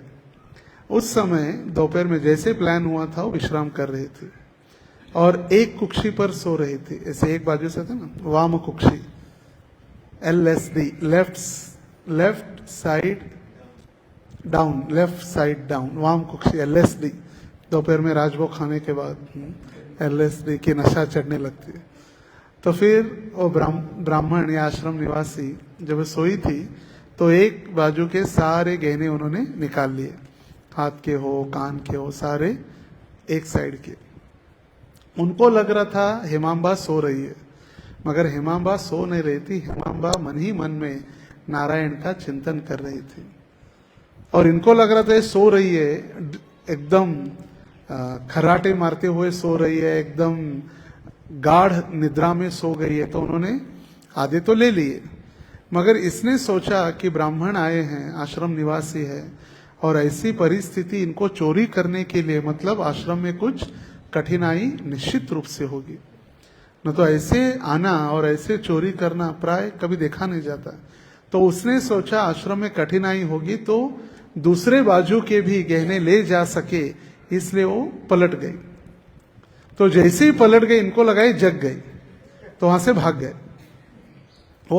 उसने कुक्षी बदल दी, तो कुछ बदलने के कारण उसकी इच्छा थी कि ए साइड के भी सारे गहने लेकर जाए, और उनको लगा ये जग गई, इसलिए वहां से भाग गए। पहुंचे आश्रम में। फिर रामाचार्य ने कहा, धनुर्दास अभी रात्रि हो चुकी है, अभी आप घर, आपको जाना चाहिए, समय हो चुका है। फिर वो जैसे ही निकले तो ये शिष्य ये सारा बताया, ऐसे ऐसे हुआ, हमने गहने निकाले, वो जब जग गई तो फिर हम आ गए भाग के। तो बोले अभी क्या करो, अभी जाओ, रामानुज अभी घर पहुंचा होगा, और पहुंचने के बाद अभी क्या वहां पर हालत या क्या वहां के वारदात आज तक क्या होगा, वहां की वारदात देखो, क्या सुनो, कितना आसक्त है। वो पत्नी के गहने निकालने के बाद कैसे उनका वार्तालाप होगा, कैसे वो पत्नी को चिल्लाएगा, देखो जाकर। और जैसे ही रामानुज घर पहुंचे तो ये छुपकर सारा उनकी सुन रहे थे। इसलिए कहा जाता है दीवारों को भी कान होते हैं, कौन पता नहीं दीवार के पीछे कान से सुन। तो फिर कान लगाकर ये सारी बातें सुनने लगे। जैसे ही वो घर पर पहुंचे, धनुर्दास अपने पत्नी का एक विचित्र स्वरूप देखकर पहले आश्चर्यचकित हो गए। बोले ऐसे क्यों रूप बनाए, आधे गहने निकाले हुए, आधे पहने हैं, पूरे क्यों नहीं पहने? तो कहने लगी कि हमारे आश्रम से कुछ तरुण युवक ब्रह्मचारी यहाँ पर आए थे और मैं उस समय विश्राम कर रही थी। उनको लगा मैं सो रही थी, मगर मन ही मन में मैं नारायण का चिंतन कर रही थी। उन्होंने एक बाजू के सारे गहने मेरे उतार लिए। मुझे लगा कि मैं दूसरे गहने भी है, ये जो दूसरे बाजू के भी गहने मैं उनको दे दूं या वो लेकर जाए, इसीलिए मैं पलट गई। उनको लगा मैं जग गई तो भाग गए। तब रामाचार्य इतने क्रोधित, क्षमा कीजिए, धनुर्दास इतने क्रोधित हो गए, बोले तुम कितनी मूर्ख हो, क्या जरूरत थी हिलने की? वो अपने आप लेकर चले जाते। आपको लग रहा है ये गहने आपके हैं, आपको लग रहा था गहने आपकी, इसलिए आप देना चाहती थी। ये मूर्खता का लक्षण है। गहने हमारे तुम्हारे नहीं, ये सारी संपत्ति नारायण की है और नारायण की सेवा में जाने वाले, तो आपको हिलने के लिए कहा किसने? क्यों हिली? इसके ऊपर उन्होंने क्रोधित हो गए धनुर्दास। इतने क्रोधित होने के बाद ये सारे जितने भी गहने हैं, ये सारा ऐश्वर्य है, ये सभी नारायण की संपत्ति है और उनको ब्राह्मणों को देने में कोई दूसरा दोहराई नहीं थी। जब इन्होंने इतना डांटने के बाद अभी हेमांबा प्रार्थना करने लगी, क्षमा कीजिए और मुझे आशीर्वाद दीजिए, मैं इस मोह से मुक्त हो जाऊं।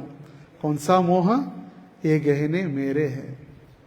इस मोह से, इस मोह की परिभाषा से मैं मुक्त हो जाऊं, आप मुझे आशीर्वाद दीजिए। यहाँ पर ये कार्य हुआ और ये जाकर अभी रामाचार्य को सुनाया। रामाचार्य प्रातः काल जब प्रवचन प्रारंभ हुआ तो रामाचार्य कहने लगे, आप में से कई सारे भक्त थे जिनको चिंता लग रही थी कि मैं धनुर्दास के प्रति आसक्त हो गया हूं, या धनुर्दास के भक्ति के ऊपर आपकी शंका थी, मगर आपने जो देखा उससे आपको क्या लग रहा है? धनुर्दास भक्ति में प्रगति कर रहा है या वो आसक्त है? तो सारा वातावरण, पिन ड्रॉप साइलेंस, शांति। और उस समय कहने सबके गर्दन नीचे चली गई, क्योंकि सबको पता चल गया। और तब रामानुजाचार्य कहने लगे, देखो आप आश्रम में, आश्रम के निवासी होकर, वैरागी होकर, अपने थोड़े से फटने के बाद कपड़े, जब धोती फट गई थी, आप सारे झगड़ने लगे, एक दूसरों के ऊपर आरोप प्रत्यारोप करने लगे। और वो धनुर्दास जिसके सारे गहने चोरी होने के बावजूद वो अपने पत्नी को चिल्ला रहे कि वो संपत्ति नारायण की थी, आप क्यों हिले जिससे वो गहने नहीं लेकर गए? ये देखिए अंतर है। इसीलिए व्यक्ति के कार्यों से पता चलता है, कार्य उसका महत्वपूर्ण है। बड़ी बड़ी बातें तो कहते रहते हैं शुद्ध भक्ति, मगर कार्य क्या है? इसीलिए वो कार्य देखने के बाद पता चला कि कौन श्रेष्ठ है। ब्राह्मण कुल में, परिवार में जन्म लिए शिष्य है, या वो शूद्र परिवार में जिसने जन्म लिया था धनुर्दास, वो श्रेष्ठ है। और ये उन्होंने अपने आचरण से या एक योजना बना के उन्होंने सिद्ध कर दिया। इससे हम समझ सकते हैं कि हमारे परिवार में भी कोई श्रेष्ठ ब्राह्मण या शूद्र कम ये नहीं है। हम सभी भगवान के भक्त है। वसुधैव कुटुंबकम, सभी भगवान के पुत्र है, सभी भगवान की पुत्रियां हैं। अहम बीज प्रदह पिता, सभी को बीज प्रदान करने वाले पिता स्वयं नारायण है। और यतिराज ने ये पूरा सिद्धांत वहां पर प्रस्थापित किया। एक समय की बात है जब ये कार्यक्रम हुआ रामानुजा और धनुर्दास के विषय में, जो भ्रांत धारणा थी वो नष्ट हो गई अभी, क्योंकि जो भ्रांत धारणा उत्पन्न हो गई थी, धनुर्दास ऐसा है वैसा है, वो भी पूरा समाप्त। आश्रम में शांति उत्पन्न हो गई। कुछ समय बाद पुनः एक चर्चा होने लगी कि महापूर्ण कितने पतित हो गए हैं। महापूर्ण ने एक शूद्र का अंतिम संस्कार किया। महापूर्ण ब्राह्मण है, रामानुज के गुरु है, और ऐसे ब्राह्मण जो रंगनाथ के पुजारी सेवा करते हैं या रंगनाथ के सेवक है, उन सेवकों ने एक शूद्र का अंतिम संस्कार किया, तो इनकी ब्राह्मणत्व नष्ट हो गया। उनके सारे सगे संबंधियों ने उनको समाज से बाहर निकाल दिया, सारे गांव ने उनको समाज से बाहर निकाल दिया। कोई उनके साथ बात नहीं करता, कोई उनके साथ कभी आदान प्रदान सारा बंद कर दिया। क्यों? क्योंकि एक शूद्र का अंतिम संस्कार महापूर्ण ने किया। तो जब ये बातें पता चली तो रामाचार्य को भी ज्ञात हुआ कि ऐसे चर्चा पूरे श्रीरंगम में हो रही है। और इतनी परिस्थिति विकट हो गई कि कोई उनकी सेवा करने के लिए तैयार नहीं था महापूर्ण की, क्योंकि आयु बढ़ गई थी, 80-90 के ऊपर आयु थी। तो उनकी लड़की वहां पर आके, अत्तुलाई उनके लड़की का नाम था, महापूर्ण की लड़की अत्तुलाई, वो अत्तुलाई लड़की आकर उनकी सेवा करने लगी। तो जब महापूर्ण की परिस्थिति ज्ञात हुई तो स्वयं यतिराज रामानुजा वहां पर उनको मिलने गए और वो कहने लगे, गुरु महाराज मुझे आपसे प्रश्न नहीं पूछना चाहिए, फिर भी सामाजिक दृष्टिकोण से आपकी जो निंदा या आपकी परिस्थिति हो रही है, इसीलिए मुझे क्षमाबद्ध, मुझे आशीर्वाद दीजिए कि मैं आपको कुछ प्रश्न पूछूं। तो ने कहा, समाज में ऐसी चर्चा हो रही कि आपने एक शूद्र का अंतिम संस्कार किया। देखिए जाति पर ही चल रहा है अभी भी। पहले शूद्र के प्रति रामाचार्य रहे, इसलिए उनका विटंबना हुई। अभी रामानुज के गुरु महापूर्ण की विटंबना हो रही है। तो फिर उन्होंने पूछा, ऐसा क्यों आपने किया? तब महापूर्ण कहने लगे कि यदि सिर्फ जाति से उनका अंतिम संस्कार करने से मैं पतित हो चुका हूं तो मैं हूं। वो कहने लगे, रामायण में स्वयं प्रभु रामचंद्र ने पक्षी जटायु का अंतिम संस्कार किया। क्यों? क्योंकि जटायु रामचंद्र का भक्त बन चुका था, शरणार्थी हो चुका था। उसने अपना पूरा समर्पण लगा दिया था, अपनी पूरी शक्ति न्यौछावर कर दी थी सीता को बचाने के लिए, एक पक्षी होने के नाते। और सौभाग्य देखिए, वो पक्षी का अंतिम संस्कार प्रभु रामचंद्र ने किया, मगर रामचंद्र के पिता दशरथ महाराज उस समय उनका अंतिम संस्कार करने के लिए प्रभु रामचंद्र वहां पर उपस्थित नहीं थे। और जटायु का अंतिम संस्कार प्रभु रामचंद्र ने किया। ऐसे कहा जाता है उनका वर्ष श्राद्ध भी प्रभु रामचंद्र ही करते हैं हर साल। नासिक में जो पंचवटी के स्थान पर है श्री राम, वहां पर उनका श्राद्ध कर्म भी प्रभु रामचंद्र के मंदिर से होता है, क्योंकि उन्होंने अंतिम संस्कार किया इसीलिए। और यहाँ प्रभु रामचंद्र के पिता दशरथ महाराज अंतिम संस्कार के समय में उनका कोई पुत्र उनके पास नहीं था। और दूसरा वे उदाहरण देने लगे कि युधिष्ठिर महाराज, महाजनों ये न गतस पंथा महाभारत में वर्णन किया गया है, युधिष्ठिर महाराज को हरिदास कहा गया है। हरिदास वर्य, 3 लोगों को हरिदास वर्य मतलब हरिदासों में श्रेष्ठ कहा गया है। एक युधिष्ठिर, दूसरे उद्धव, तीसरे गोवर्धन पर्वत। और गोवर्धन पर्वत के लिए ही हरिदास वर्य कहकर गोपिया भागवत के 10वें स्कंद के 21वें अध्याय, जिसका नाम है वेणुगीत, उसमें प्रार्थना करती है, हंतायमद्रिरबला हरिदास वर्यो यद्राम कृष्ण चरण स्पर्श प्रमोदः मानं तनोति सह गो गणयोस्तयोर्यत् पानीय सूयवस कंदर कंद मूलैः। धिक्कार है हमारे जीवन पर, गोपिया कह रही है। हमसे श्रेष्ठ तो गोवर्धन पर्वत है जो कृष्ण और बलराम की सेवा में लगा है। उनको खाने के लिए सुंदर फल, सोने के लिए सुंदर घास, कंदरा मतलब गुफाएं, पीने के लिए सुंदर जल अर्पण कर, और हम कुछ नहीं कर पा रही। ऐसा ये श्रेष्ठ हरिदास वर्य कितना श्रेष्ठ है। तो यहां पर महापूर्ण कह रहे कि महाभारत के अनुसार यदि महाजनों ये न गतस पंथा, महाजनों के पदचिन्हों पर चलते हुए युधिष्ठिर महाराज एकदम महाजन है, हरिदास वर्य है, मगर उन्होंने किसकी पूजा की? विदुर की पूजा की। विदुर तो दासी पुत्र थे, शूद्र परिवार में जन्म लिए थे, तो वो कैसा है? तो इसीलिए जाति से बढ़कर उनकी योग्यता और उनकी शुद्ध भक्ति निर्भर करती है। और ये जिनका मैंने अंतिम संस्कार किया, हालांकि उनका जीवन शूद्र परिवार में बीता, उनका जन्म शूद्र परिवार में हुआ, मगर वो एक रंगनाथ के शुद्ध भक्त थे, इसीलिए मैंने उनका अंतिम संस्कार किया। और वो कहने लगे मेरा सौभाग्य है, महापुरुष कहने लगे मेरा सौभाग्य है कि ऐसे महान भक्त का अंतिम संस्कार मेरे हाथों करने के लिए मुझे सौभाग्य प्राप्त हुआ। देखिए तब जाकर उन्होंने तुरंत, रामानुजाचार्य ने उनको दंडवत प्रणाम किया और क्षमा याचना की, हे गुरुदेव आपको प्रश्न पूछने के लिए मुझे क्षमा कीजिए। पहले क्षमा मांगी थी और बाद में भी क्षमा मांगी। और उस दिन से उनको पता चला कि उनका गुरु के प्रति जो और श्रद्धा भक्ति देखकर उनकी विकसित हो गई। और इसीलिए कहा जाता है वैष्णवेर क्रिया मुद्रा विज्ञेह न बुझाए।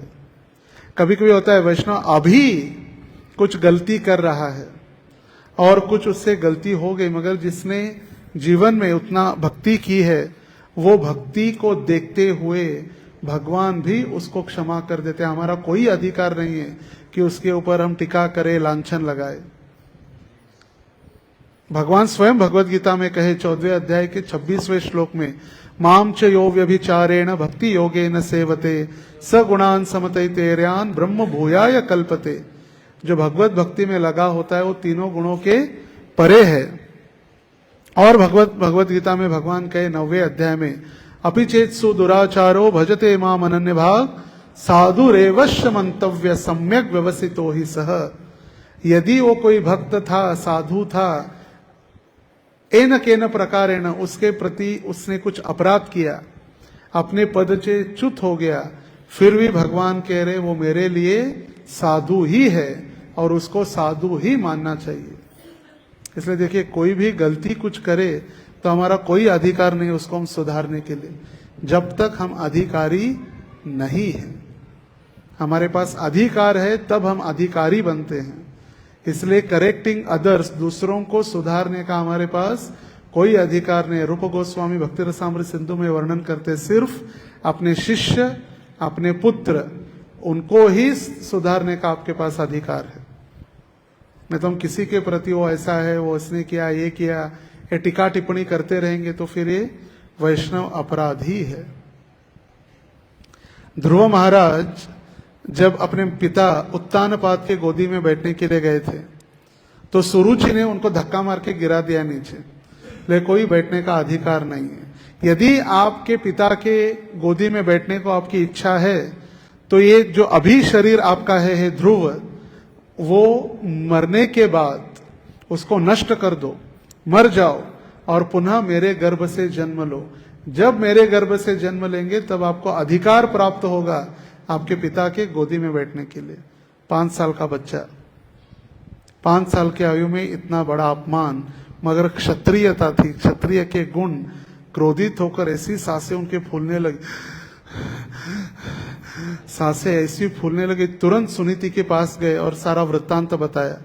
सुनीति ने कहा कोई चिंता नहीं, भगवान की गोदी में बैठना चाहिए, भगवान उनसे भी बढ़कर श्रेष्ठ स्थान देने के लिए तैयार है। और तब सुनीति के मार्गदर्शन से उन्होंने 6 महीने तपस्या की और नारायण की प्राप्ति की। तो आगे चलकर सुनीति और ध्रुव महाराज वैकुंठ चले गए, दोनों एक साथ नहीं, अलग एक साथ ही गए मगर अलग अलग ही विमानों में गए।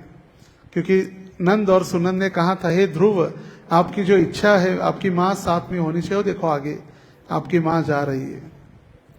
ये तो दोनों वैकुंठ चले गए, मगर उत्तानपाद और सुरुचि जंगल में जलकर भस्म हो गए, दोनों जंगल में भस्म हो गए।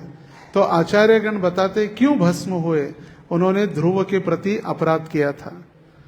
ध्रुव के प्रति उन्होंने अपराध किया, एक ने वाचिक अपराध किया बोलकर और दूसरे ने मौनम स्वीकृति लक्षणम, मौन रहकर उत्तानपाद ने स्वीकार किया। तो प्रश्न पूछा, अरे वो तो उस समय तो वैष्णव नहीं थे, उस समय तो भगवान के भक्त नहीं थे। उसके बाद उन्होंने 6 महीने तपस्या की और भगवत भक्त बने।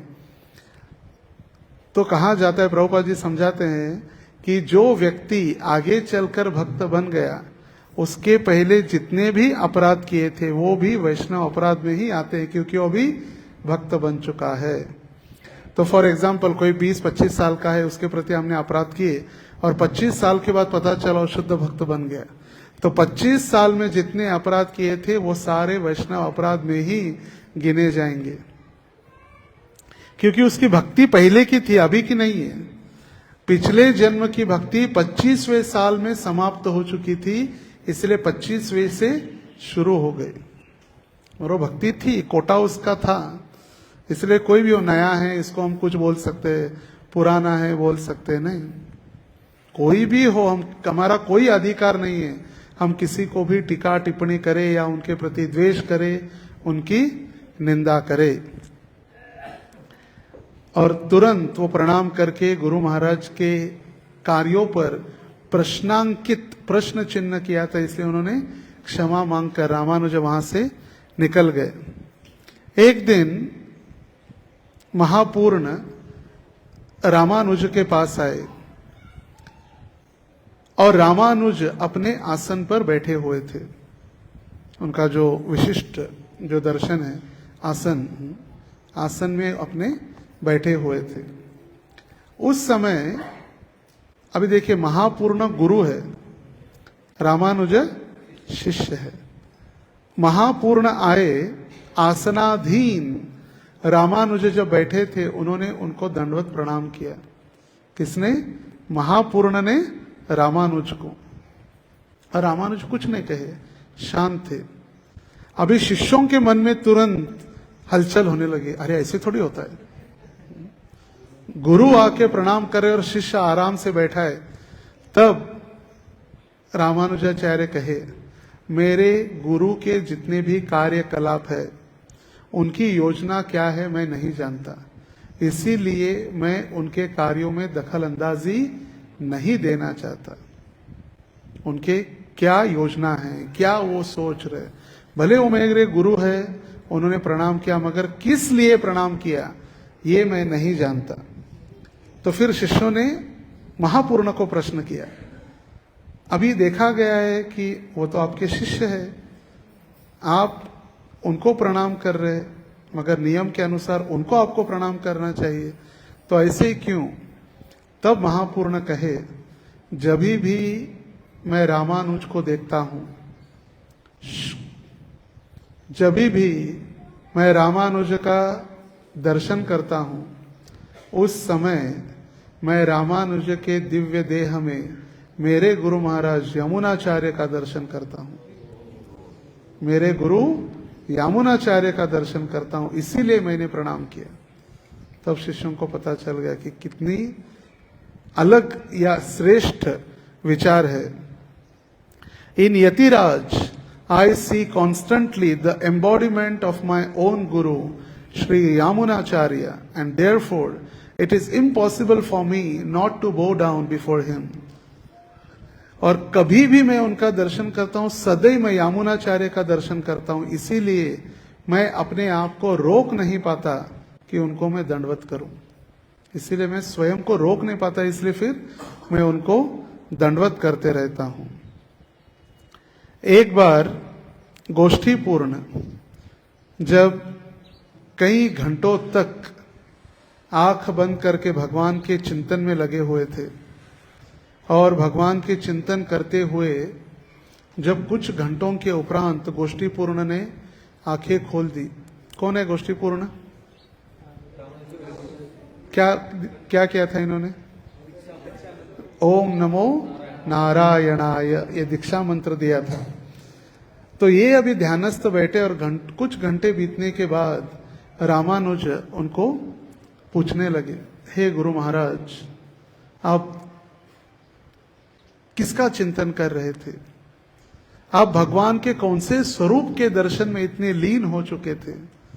आप कौन सी भगवत लीला का दर्शन कर रहे थे? जैसे प्रभुपाद जी भी कभी कभी बैठे हुए या एकांत में हंसने लगते थे। तो प्रभुपाद जी को शिष्य ने पूछा, प्रभुपाद क्यों हंस रहे? तो प्रभुपाद जी कहते, मैं गोलोक धाम में जो कृष्ण का भोजन का समय चल रहा है और कृष्ण को लड्डू खिलाता हूं बोल के कड़वा फूल उनके मित्र ने उनके मुंह में डाल दिया। ये देखकर मैं हंस रहा हूं। प्रभुपाद है कहां? पृथ्वी के ऊपर। दर्शन कहां का हो रहा है? गोलोक धाम का। तो यहां पर रामाचार्य पूछे गोष्ठीपूर्ण को, किस विग्रहों का, किस मंत्र का आप चिंतन कर रहे, कृपया मुझे बताइए। क्योंकि उन्होंने ही जो नारायण से अभिन्न ओम नमो नारायण मंत्र दिया था। और उस समय गोष्ठीपूर्ण कहने लगे, मैं इतना योग्य नहीं हूं। देखिए कौन कह रहा है? गोष्ठीपूर्ण, जिनके साथ रंगनाथ बातें करते हैं वो कह रहे गोष्ठीपूर्ण, मैं इतना योग्य या प्रगतिशील नहीं हूं कि मैं भगवान का चिंतन करूं या कोई मंत्र का चिंतन करूं। मैं मेरे गुरु महाराज यमुनाचार्य के चरणों का चिंतन कर रहा हूं। वही I worship only the lotus feet of Sri Yamunacharya, my Guru Maharaj, and his only name is only mantra. I chant for it. It brings relief from my suffering. जब भी मैं मेरे गुरु महाराज का चिंतन करता हूँ, मैं उनका स्मरण करता हूँ, उनका नाम ही मेरे लिए एकमात्र मंत्र है। और जब मैं उनका स्मरण करता हूँ तो मेरे सारे भौतिक कष्ट नष्ट हो जाते हैं। देखिए, कष्ट नष्ट हो जाते हैं जब मैं मेरे गुरु के पद चिन्हों का आश्रय लेता हूं। और उस समय रामानुजाचार्य को और एक सिद्धांत सीखने प्राप्त हुआ कि भगवत भक्ति में भी गुरु के चरणों का कितना महत्व है, या गुरु के चरणों का कितना आश्रय हमारे लिए श्रेष्ठ है।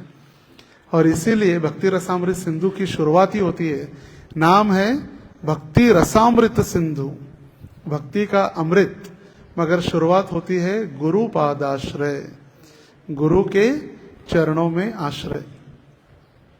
तो हमारा सौभाग्य है कि ऐसे गुरु श्रील प्रभुपाद हमारे फाउंडर आचार्य, संस्थापक भी है और आचार्य भी है। अपने आचरण से, अपने व्यक्तिगत निर्देशनों से, व्यक्तिगत उपदेशों से पूरे विश्व को उन्होंने भक्त बनाया। और उनके पद चिन्हों पर चलते हुए उनके शिष्य प्रामाणिकता से कृष्ण भक्ति का प्रचार इतनी आयु में, इतने कष्ट में, सबकी आयु प्राय 75, 76, 78। गोपाल कृष्ण महाराज जैसे कल हम जय पताका महाराज के विषय में सुन रहे थे, व्हील चेयर के ऊपर उनका इतना प्रचार, इतने हजारों शिष्य, उनकी स्टडीज, भक्ति वैभव, भक्ति वेदांत।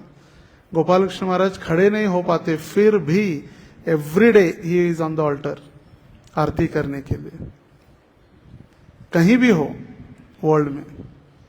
उनको वो आरती उठा नहीं पाते जो पंचदीप, इसीलिए एक हल्का पंचदीप बनाए चांदी का, जो उनके साथ हर रोज ट्रैवल करता है। लंदन में वो 1:30 बजे उतरे, 4:30 बजे राधा लंडनेश्वर की आरती करते हैं। दिल्ली में 3 बजे उतरे, 4:30 बजे आरती करते हैं। बस आरती करके सो नहीं जाते, आरती करके जब गायत्री करके पुनः 2 घंटे अपने विग्रहों की सेवा करते हैं। उनके पर्सनल डिटीज, शालिग्राम शिला, गौर निताई, नरसिंह देव, तुलसी महारानी और प्रभुपाद, उनके पर्सनल डिटीज हमेशा एवरीडे 365 डेज। जैसे हम तो जाते तो कभी कभी डिटीज इधर ही रहते, छोटे नरसिंह देव वगैरह, मगर वो जब ट्रैवलिंग करते, चाहे अमेरिका हो, लंदन हो, यूरोप हो, सर्वेंट के पास 2 बैग सिर्फ डिटीज ही रहती है, 2 बैग सिर्फ डिटीज और उनके आभूषण, गहने। तो ये है गुरु पादाश्रय। हमें लगता है कि हम भगवान के भक्त हो गए तो हमें भक्तों की शिक्षा गुरु की, दीक्षा गुरु की कोई आवश्यकता नहीं है। हम अभी भक्त बन गए, दामोदर के भक्त बन गए, हम अभी गोलोक ही जाने वाले हैं। नहीं, जब तक गुरु के चरणों का आश्रय हम पूरी तरह से नहीं लेते तब तक स्टैंपिंग होने वाला नहीं है। गुरु हमें स्टैंप देंगे, भगवत धाम जाएगा कि वैकुंठ जाएगा कि स्वर्ग जाएगा कि पुनः इधर ही वापस आएगा मरने के लिए। ऊर्ध्वम गच्छन्ति सत्वस्था मध्ये तिष्ठन्ति राजसा जगन्य गुणवृत्तिस्था अधो गच्छन्ति तामसा। जो तमोगुण वाले हैं वो नीचे चले जाएंगे, रजोगुणी इधर ही रहेंगे, और ऊर्ध्वम गच्छन्ति सत्वस्था, शुद्ध सत्व वाले धीरे धीरे धीरे ऊपर चलते रहेंगे। तो हम रामानुजाचार्य के चरणों में यही प्रार्थना कर सकते कि इन्होंने कितने गुरु, कांचीपूर्ण, गोष्ठीपूर्ण, यादव प्रकाश, महापूर्ण, कितने सारे, यमुनाचार्य, इतने सारे गुरुओं को उन्होंने प्रसन्न करके आशीर्वाद प्राप्त किया। तो ऐसे भी हम सारे वैष्णवों को, जिनके साथ हम रहते हैं, जिनके साथ हम भक्ति करने के लिए आते हैं, उनको भी सही आदर सम्मान देते हुए, क्योंकि दीक्षा गुरु की सेवा मतलब शिक्षा गुरु की सेवा है, या गुरु की सेवा मतलब उनके शिष्यों की सेवा है। जब गुरु आएंगे तभी हम गुरु के सामने सामने नृत्य करेंगे, नाचेंगे, दिखावा करेंगे। गुरु अंतर्यामी है, उनको सब पता चलता है कि ये भी अमावस्या पूर्णिमा ही है, मैं इसीलिए आया है, मैं जाऊंगा तो गायब हो जाऊंगा।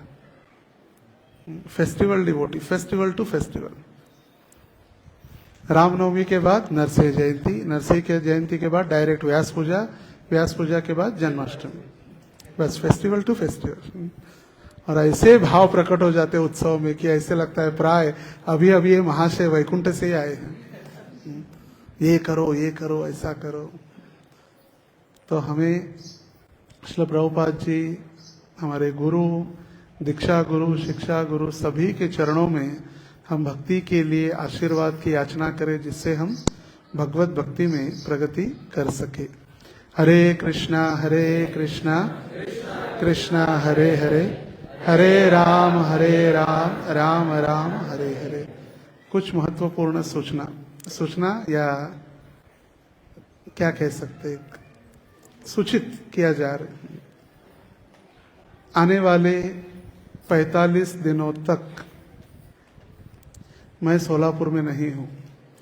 तो प्रश्न आ सकता है, कहाँ घूम रहे प्रभु जी, कहाँ जा रहे हैं? क्योंकि सबको इंटरेस्ट है, कौन क्या कर रहा है, खुद क्या कर रहे हैं, उससे ज्यादा दूसरा कौन क्या कर रहा है, उसमें इंटरेस्ट ज्यादा है। हमने सोचा कि हम ही सबको बता के जाए, सभी अपना अपना अलग अलग चिंतन करने के बजाय या कुछ निष्कर्ष पर पहुंचने के बजाय, आज रात्रि को हम प्रस्थान करेंगे बंबई के लिए। कल बंबई में पहुंचेंगे और कल रात्रि को, मतलब मंडे नाइट, तो मंगलवार की early morning, Tuesday early morning हम प्रस्थान कर रहे अमेरिका के लिए, लॉस एंजलिस, मुंबई से लंदन, लंदन से सिएटल, सिएटल से फिर लॉस एंजलिस, और अमेरिका में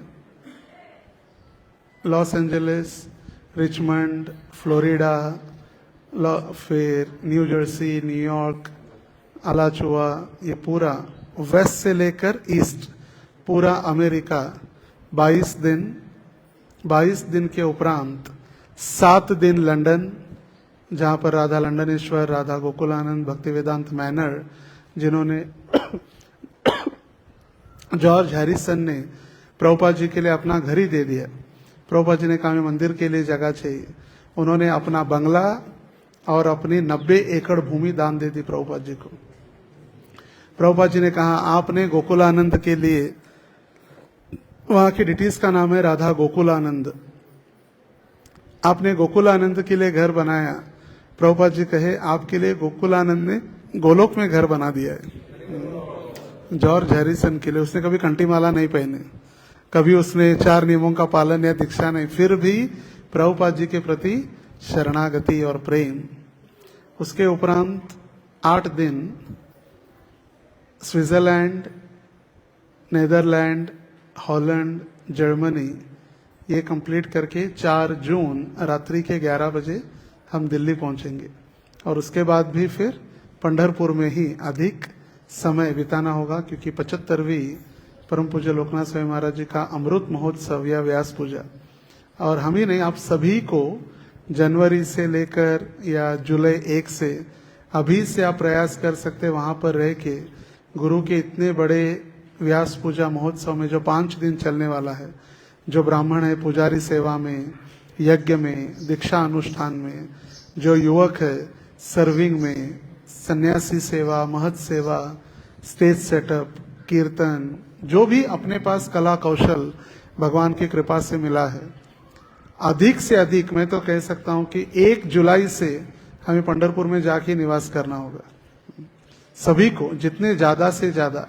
फिर माताएं हैं, 56 भोग बनाना, राजभोग बनाना, भगवान के लिए, भगवत भक्तों के लिए कुकिंग करना, चपाती बनाना, ऐसा अवसर पुनः आने वाला नहीं है। महाराज जी स्वयं कहे ऐसा अवसर पुनः आएगा कि नहीं पता नहीं। This will be the last chance to celebrate Vyas Puja and Ashadhi Ekadashi. तो जितने भी हम व्यस्त हो, हमारी घर गृहस्थी है, हमारा स्कूल है, हमारे बच्चे हैं, अधिक से अधिक हम नहीं कह रहे कि अभी से 1 जुलाई से लेकर 10 जुलाई तक तैयारी करने के लिए। 11 और 12 जुलाई को सारे भक्त आएंगे और 13 जुलाई से ये 5 दिन का उत्सव है। 13 जुलाई को गरुड़ ध्वज की स्थापना करते हुए उत्सव का प्रारंभ होगा। संध्या काल में उत्सव का आयोजन, कथा कीर्तन।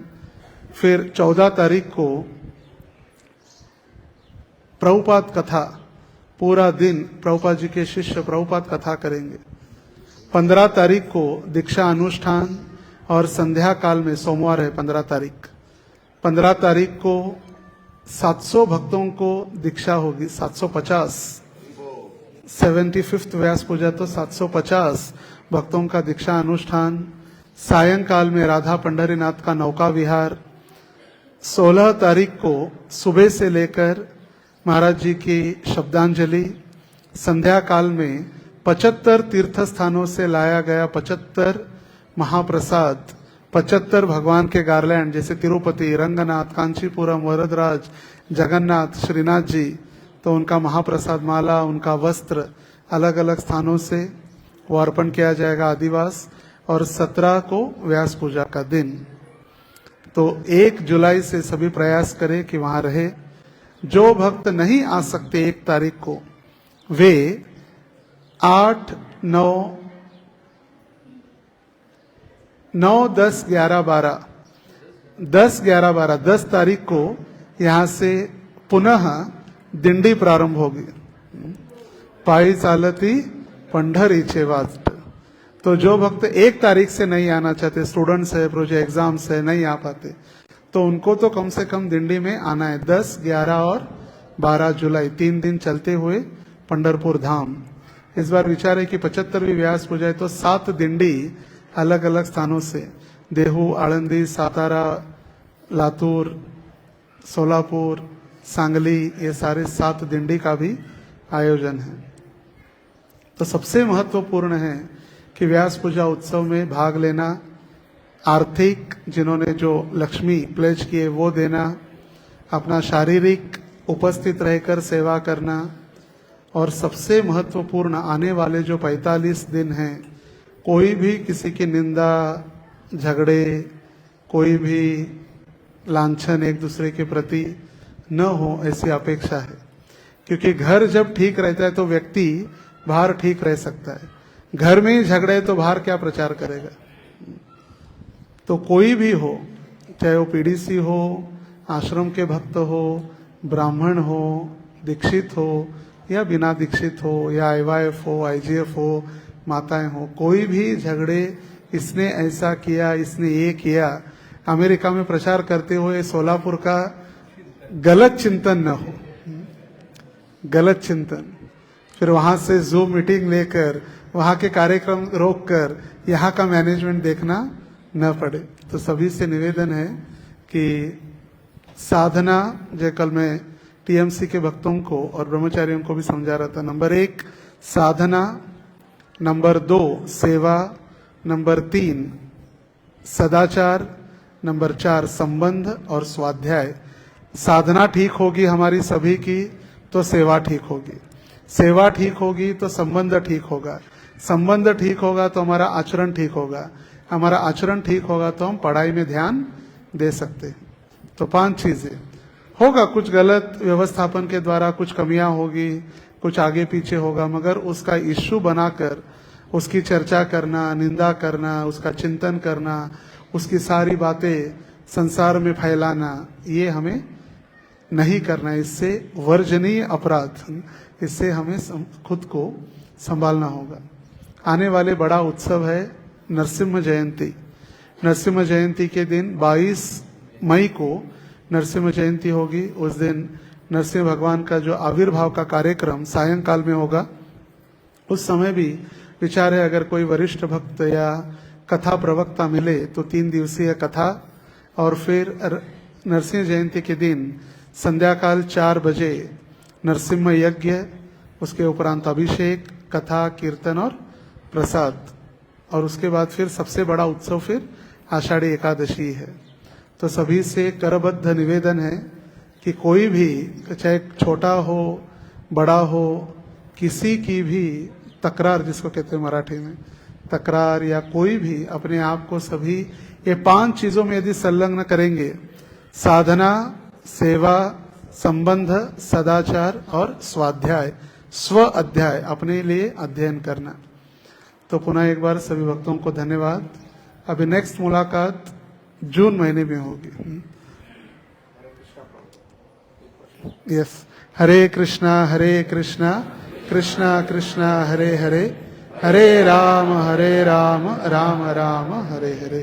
यस, भगवान के भक्त सहिष्णु होते हैं कि भगवान सहिष्णु होते हैं? क्योंकि नित्यानंद प्रभु ने मार खा के भी उनको कृपा किया। प्रभु जी का प्रश्न है, क्रोध आया। प्रभु जी का प्रश्न है, भगवान दयालु है या उनके भक्त दयालु है? बताइए कौन दयालु है? भगवान के भक्त दयालु है। भगवान की जो अलग अलग शक्तियां हैं, परास्य शक्तिर विदिदैव श्रूयते स्वाभाविकी ज्ञान बल क्रिया च न तस्य कार्यम करणम च विद्यते। भगवान की इतनी अलग अलग शक्तियां हैं कि भगवान को कोई कार्य स्वयं करना नहीं पड़ता।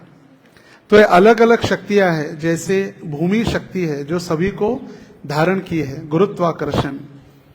ज्ञान शक्ति, जिसको गिर गाय, गिर मतलब ज्ञान, वो ज्ञान शक्ति है। तो अलग अलग रूपों में भगवान की जो अलग अलग शक्तियां हैं, तो कृपा शक्ति, भगवान का जो कृपा शक्ति है वो वैष्णवों के स्वरूप में है। गुरु और वैष्णव जो है भगवान के कृपा के अवतार है, कृपा अवतार। इसीलिए वे भगवान से भी दयालु होते हैं। जब भगवत भक्तों के प्रति नित्यानंद प्रभु, हरिदास ठाकुर, इनको जब जगाई और मधाई ने अपराध किया तो महाप्रभु तो क्रोधित हो गए थे, उन्होंने तो सुदर्शन को बुला लिया। मगर भगवत भक्तों ने याद दिलाया, हरिदास ठाकुर ने और नित्यानंद प्रभु ने, महाप्रभु आपका अवतार सुदर्शन से मारने के लिए नहीं है, उनके ऊपर कृपा करने के लिए, दया करने के लिए। तो फिर सुदर्शन वापस चला गया और दोनों, जगदानंद और माधवानंद, दोनों पुनः शुद्ध भक्त बनकर भगवान की अखंड सेवा करने लगे। इसलिए देखिए, भगवान चैतन्य महाप्रभु स्वयं आए, उन्होंने प्रचार किया ओडिशा, बंगाल, वृंदावन, थोड़ा भारत दक्षिण में। मगर प्रभुपाद जी उनका आदेश लेकर अमेरिका, यूरोप, लंदन, जापान, दयावान कौन है? प्रभुपाद है। प्रभुपाद अगर सोचते कि मैं 1959 में संन्यास लेने के बाद वृंदावन के राधा दामोदर मंदिर में रह के आराम से मैं भजन कर सकता हूं, भक्ति कर सकते थे, क्या कठिनाई थी? फिर भी प्रभुपाद जी सब कुछ छोड़कर विदेश गए, इतनी कठिनाई के लिए। क्यों? क्योंकि दया, दूसरों का दुख देखकर सहन नहीं होना। इसीलिए वैष्णव को कहा जाता है परे दुखे दुखी पर सुखे सुखी। दूसरों का दुख देखकर वो दुखी हो जाते हैं। बुडती है जन पाही न डोळा म्हणून कळवळ आहे तसे। तुकाराम महाराज वैकुंठ से आए, आम्ही वैकुंठवासी आलो याची कारणासी। मैं वैकुंठ से आया किस लिए?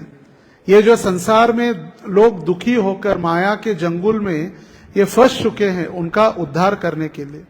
इसलिए भगवान से ज्यादा उनके भक्त दयालु होते हैं, कृपा शक्ति। तो बहुत बहुत धन्यवाद। हरे कृष्णा कृष्णा कृष्णा हरे हरे, हरे राम राम राम हरे हरे। श्रीपाद रामानुजाचार्य की, श्रील प्रभुपाद की, समवेत गौर भक्त वृंद की।